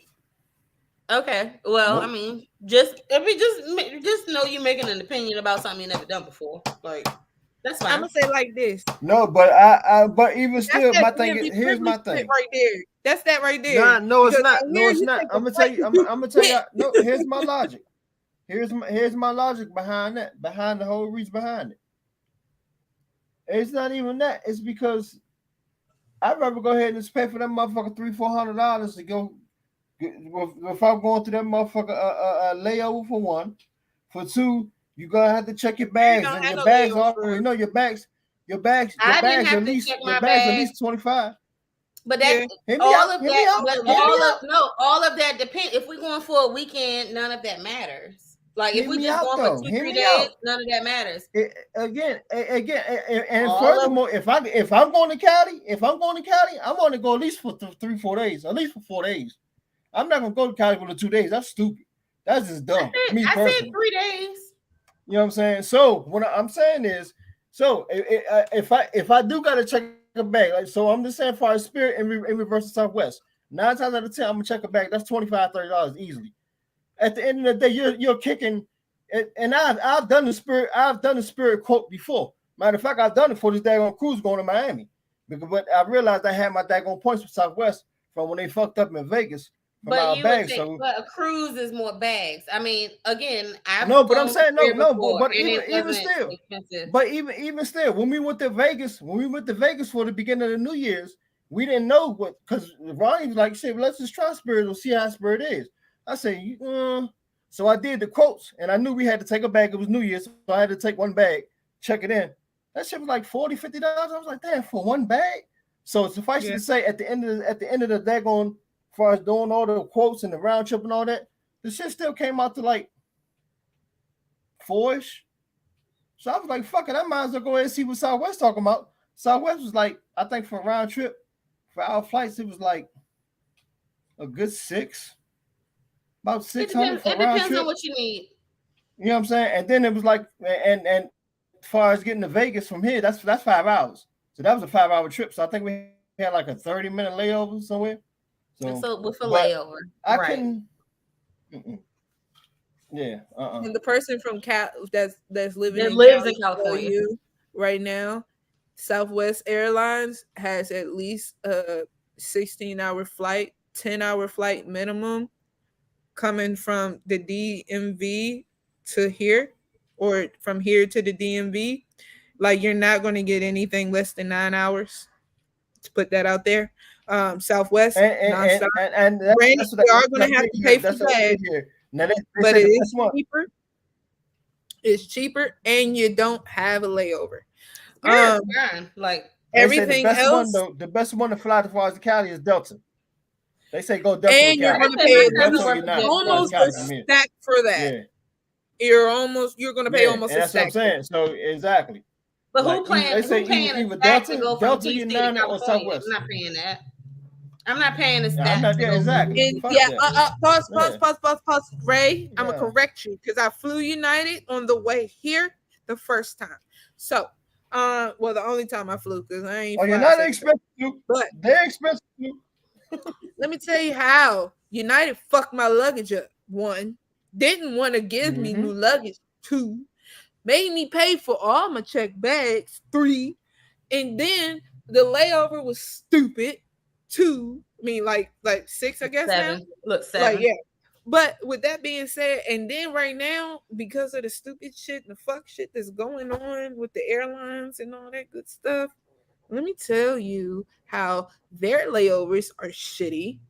They have like 8-hour layovers, 7, 9, 10. Yeah, Fuck, that shit I saw crazy, one that said yo. 20 I hate fucking that 4. I shit. was like, that's a whole day, my nigga. Like, I hate that shit. Spirit ain't that cannot bad stand for that shit. That's like when 4-hour Ronnie. flight. It ain't that bad. And if you only stay in a That few shit- days, and- you better and- pack and your book bag again, and throw that I shit ain't in. knocking. and call I'm it not a day. knocking Spirit. I'm not knocking Spirit, but I ain't never did it. And I got my rewards program with Southwest. I done my last 5 or 6 flights been nothing but Southwest. I got my whole rewards with them. Yeah, so I mean that's points and like all that's that, so I'm fine. like, Do your fuck it. thing, but Spirit ain't but Spirit ain't terrible. Like They say Spirit to get you there. It may be a little bumpy ride. It may be a I bumpy ain't had no ride. bumpy ride. I ain't had no bumpy ride. I had not a single issue, but it was a short flight. But I didn't have a single issue. Like, you know what I'm saying? So it's like I heard the Spirit pilots be on their flight shit. So, yeah. They flying. Okay. Nah, like you seen the movie Flight? I heard they be on their flight shit. So I only did it once, but we only went. I mean, there was an hour flight. We went from DC. We went from BWI to Myrtle Beach. It was me and Ari. So that was an hour flight. Like, you know what I'm saying? So it's like that's what I say. I can't. That was a quick trip, literally a quick trip. I can't speak but so much. Like it was fine for a short flight. That's but yeah, again, at the very least. One thing I can say, my cousin, she flies a lot. Like she got a real good job out here. So she flies a lot, like, and she goes to Louisiana a lot.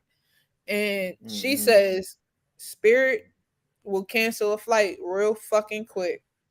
And your ass will be asked the fuck out. And they'll tell you gotta pay for another flight. Because they're not reimbursing the shit. So if you don't get like that passenger protection type stuff with them, that passenger insurance stuff, and I always they will cancel it. Southwest too, baby. Don't clap. Look, yet. I be scared with that shit. Like even when I book my flights for my coworkers at work, it's like I still get the protection. Like that's one of the things I'm a little scary. And one thing was sure, 2 things was certain. This is another reason. Like the flights that we just got for this cruise through Southwest, that shit was through points that they owed us, they gave us from the motherfucking New Year's flight when the motherfucking Southwest had that malfunction with their system. It wasn't what their system was going on. Our bags ain't we got to Vegas that Thursday. Our bags we had to go back to the airport to get our luggage. So they gave me and Ronnie 600 air credits per person. We thought they was giving us 600 amongst both of us, 3 and 3. But they was like, nah, Miss Ellington, she gets 600. You get 600. And so shit, so this flight to Miami free. This on their dime. That's basically what happened to my cousin because she went to Louisiana for New Year's and I was dog sitting. And so I dog sit now. Girl, I do too. I do too. You see it all the time. I do too. Okay. Dog ain't sit nothing wrong with that. Gotta make that extra bread out here. Hustle how you hustle. But like her flight got delayed. They had canceled because the Southwest situation. She flew Southwest and they little glitch in the system. It took like she had to come back like a day later because basically they canceled her flight at the last minute. So like they wasn't about to honor her at first. She had to like literally like call corporate and go through this whole ordeal for them to honor her. But yeah, they wasn't even about to give it to her. And then like she said that wasn't the first time that they canceled her flight. That was like the second time they did it. But the first time they did it, they had canceled it and didn't honor her, and she had to pay extra to get back to home. Yeah, but she probably. But and I guarantee they reimbursed her though. I bet you they reimbursed her. They didn't. Oh well, that shit. But that was like on her. She said that was like 2 years ago though. That was on her because one thing was sure, two things was certain that we didn't even raise hand. We was about to. However, Vegas airport so goddamn big, they had it so damn organized. It ain't make no sense. I'm talking about it was very organized as far as all the luggages. You know what I'm saying? Going back to get your shit. They had everything, of course, in alphabetical order. Everything in alphabetical order. Well, so that's Vegas.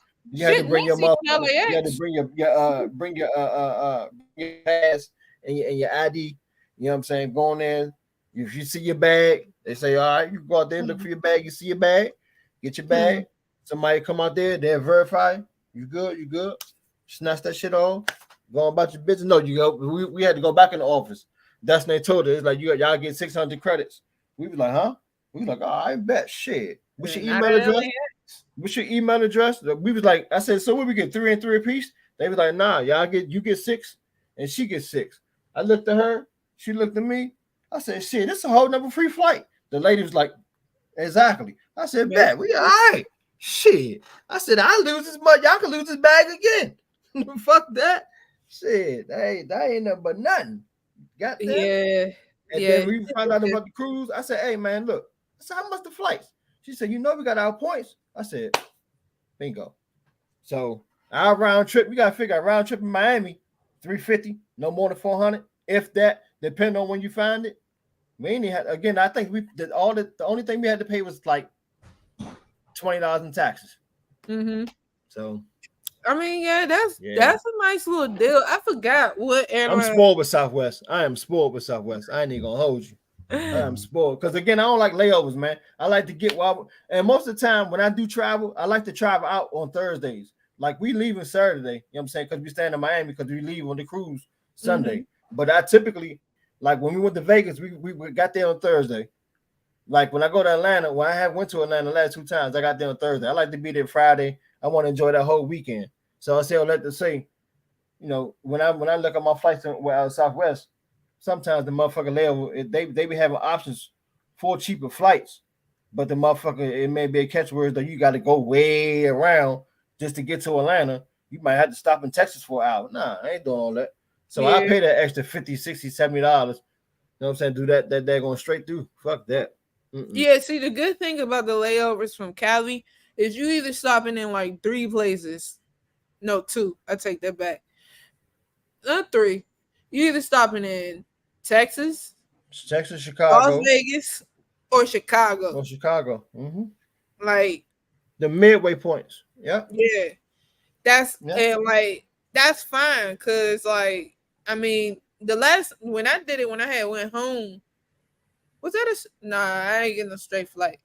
But like the layovers weren't that bad. Like they weren't that bad. So it worked out. So yeah. Yep. The motherfucker, that's how it is with the travel, man. That's how it is with the travel. All right, y'all. It's 12 o'clock. I love y'all. I'm tired. I'm about to go eat. Look. I want to do this. And this motherfucker. It's 9 o'clock over there. Right. We had y'all for an hour. We appreciate you, girl. Thank you, y'all, for coming through. We miss you. Thank you so much for coming. Tell Ari stop growing. She can't grow no more. I don't give her permission. Yeah. We're going to I had a damn fit when I saw your Facebook page and she had boobs. I was like, what? No, she got titty. It ain't even just boobs. That's like her mama. No. Okay, like she got booty too. Okay, seriously, she got it all. I wasn't ready. I said God knew what he was doing because he ain't not my little baby that we had a whole little music session with at the house. Not my little baby. Look, she remember you. She remembers. I gotta. She 100% remember. Ray trying to get off. Ray trying to get off. I'm sorry. Hey, no, look. Hey, when I see the pictures, I be like, Better get a gun. Both That's of y'all them. niece. That's y'all little niece. Okay, look, that's y'all little niece. That's my baby. That's my I do the same. baby. Look, I do the same shit. I looked at Madison yesterday at Silver Diner. I'm Her sitting little next to her. pretty I'm like, self. I And was like, Madison Lord look have just mercy. like you. She's just like a female Now version you got, of you know what? You know, I'll tell you what it is. And it's funny because me and Ronnie always compare that to Beyonce and Jay and how Blue Ivy look. You got to see them in person. If you see Madison in person, you see her mother in person, you be like, okay, I see her mother in her now. That's just like with Blue. I think Blue look like both of them. Blue look like Jay to me more in certain shit that I have seen her in certain images that I've seen Blue in. I'll be like, okay, I see more of a Jay. But if this is Beyonce. But when you see her dancing, this is Jay. but when you see her dancing, I see her mother. But when you just see her walking and shit, just chilling, I see Dad. Look, when she dancing, I see Michelle, but it's okay. When she I ain't joning on her because little baby is 11 and she's getting that shit. But I see Michelle. Shawty gonna be a force to reckon with. That's all I gotta say. Beyonce created a monster. I'm gonna say like this. Created a monster. Baby gonna be unstoppable. And look, I'm gonna say like this. Love babies is love babies, and they look like both parents at the same damn time. You can try to take claim if you want to, but they look like the both of you. Okay, absolutely. They look like the both of you. That's my daughter. My daughter look like me, but my daughter damn sure look like her father, and like that's just that's what I said. Love baby, like, you know, it's a love baby. Like that's. By the way, speaking of babies, my nieces and nephew. Oh, his first day. Look at them. Are they starting school on Monday, or did they just start already? He just started yesterday. Well, today. Aww. She has not started yet, and how old do you think those two are? Well, all of them. I mean, they're giving me like 3 and 4. Who's 3? Two little girls. Oh, sorry, I turned this. That's down. 2 little girls, right? Yeah, it's on again. Those 2 little girls, right? Yeah, they're giving me the one in the red. The one in the red probably about 3. I say 3. How old is the one with the blue dress? 4 the one or 5. And how old do you think my nephew is? He probably 6. I think I say 3, 4, 5, and then 6. Like straight across. 6. 3 for Blue. I know. Yeah, Shawty in the blue 6. No, I said little baby. The boy I said 6. Shawty in the blue. The boy 6. I said the boy is 6. My boogie, he's 6. He's 6. He's second, and she is 4. 4. Okay, I was right. And she just turned 3 last week. That's about I was about 3, 4. Okay, they're adorable. Yeah. They are tall as fuck. You miss them? I miss them so much. Oh my gosh! And remember I left like almost 2 years ago now. So it's been a year. So yeah, it's been a year.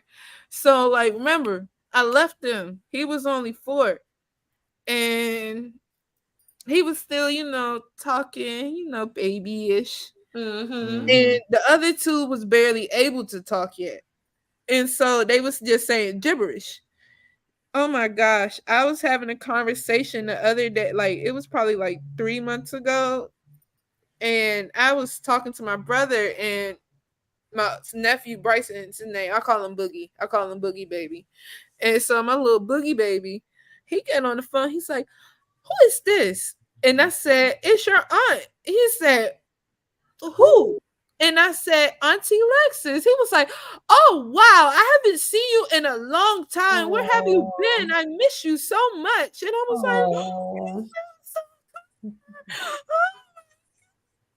it's crazy, right? It was. And then like literally 2 weeks ago, I was on the phone with my brother and I heard a little person. I thought it was Boogie. And I said, "Hey, Boogie." And this little person said, "I'm not Boogie, I'm Zara." I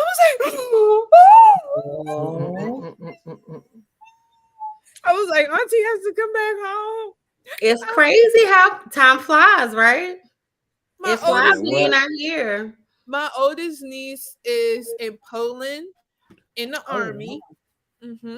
And then what's up. my other niece, who was the youngest, she was the baby before Boogie came along. My little baby, that's Auntie Baby for real. She went, Auntie Lexus. My girl, she 18 now. She just started Oh, college. And I'm That's like, what's my up. babies. My you all babies That's are look, why you all grown. grown college up just now. started back. You all grown That's up it. now. You the cool Yep, college auntie just and the started back. cut, the cool cut. Like Mm-hmm. it's like, yo, you a grown up for real now. Like that be the weird part. That's the weird part. You a grown up for real now. You auntie. Look, Auntie. You auntie, bruh. Look, one of my friends got pregnant. I was like, does it feel weird? How does it feel? You so stupid. I was like, I want to do it, but I'm a little scared. How does it feel? Does it feel like Auntie. aliens inside of you? How does it feel? Fucking parasite? No. I wish, man. God damn it. Ugh, I love my baby. She I love was my like, baby. it's I an love my baby. experience. She was like, and trust me, it doesn't hit you until like what, a week before or a day before you're about to deliver that I'm about to be somebody's mom. For me, it was more so, goddamn, this thing gotta come out. It was like that. Like, this 10-pound thing gotta come up out of here. Like, what is that? Like, how are we doing this? Oh Ain't Nah, never we seen had- a bitch we stop here for a C-section, okay? Because it was like, I don't know how we gonna do this here. But yeah. We had a good little pregnancy. Like, we thought we might have been pregnant Okay. earlier this year. And like, I could have sworn I was. Like, I really could have sworn I was. But I was like, oh my God. Okay. I might be somebody's mom. It hit you, right? Once you get it hits you. It hits you. I swear to God, if you pop up pregnant, though, we flying out there. I don't give it. We flying out. My if you mama pop up pregnant. already said that. My mama Like, already straight said up. that. Yeah, Like, straight up. If you have anything without us, I'm fighting. Like, yeah, you know. I do. Yeah. I do. Look, Yeah. it didn't already got to, Fisticuffs, you know. Is that why that is that? I ain't, I saw it. I didn't want to ask. You done already turned up a little bit. A lot of it. A lot of it. Our bedroom door don't close. Like I said, I had to grow up out here. Girl out the DMV, but Had to grow up, bro. And we had to grow up. You can't take the DMV out of them. Can't take the DMV out. You can't take the DMV out of them. Well, I'm glad you okay. Sure. Sis said you should have seen the other one. Okay. I tell everybody, like, don't let that shit fool you, bro. Straight up. Like, and my family from South Carolina, for real. So they already taught me how to hide the bodies in the swamp. All right, we ain't hear that. Oh no, it's the woods, baby. It's the woods. We love y'all. Y'all be cool. Look, Ray, like, don't tell no secrets. Don't tell no secrets. Take it easy. It's been good, y'all. It's been good talking to you, baby. Adios. Yeah, y'all chime in again, man. Holla at us. Come back and come talk to us. We miss you and so happy for you and proud of you, baby. Promise. I'm gonna try to be a regular. I mean, you know what's up. So, look, you already know what's good. So right. TJ has been on here. I be like, that's right. Tune in.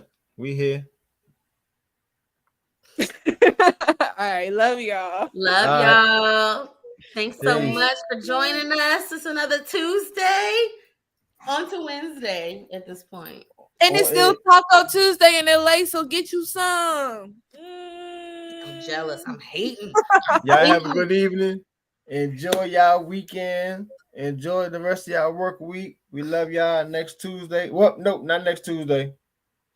Only because Raymond Boone will be out of town. Because otherwise we would be next Tuesday. Not next Tuesday. I'm gonna take your spot. I'll be out the country. So Yeah, Yeah. y'all can do that. Okay. About to say, Yeah. they're gonna have a guest host next week. However, I 'Cause you know do. I I like being think. by I myself. think. So yes. However, I do got the Wi-Fi package. So I Oh, might yeah. see. I'm gonna try to see what it do. But we do got the Wi-Fi package. Come Your on. ass So, and I gonna am be taking my like me laptop. when I tried to do that one show when I was out the state that week. So He gonna be on the boat. we'll see. We shall see. I was But about to be y'all jet lagged good, tomorrow. love. And if I don't be here, y'all know who to expect next week, next Tuesday. These two lovies. We gonna do So y'all might see them next Tuesday, God willing. But y'all gonna see somebody. Y'all be cool. Be We easy. love We love y'all. Love you. Thank you for chiming in. That's why this shit hurt though. You know, I know you like this. you know the doors are always open. She throwing the crip heart. With the the doors are always open with the welcome mat. So be love cool. y'all. We love you Hold too, it down girl. on the West Coast. Smoke good. Smoke Oh, good. always. Smoke good. It ain't even the smoke. They got the spray with the breath mint, and I began high like that all the time. I ain't Oh shit. tonight. I just Peace, y'all. Be look, easy. and the liquor store's closed. Good night. Right. Love y'all. Peace. Bye, y'all.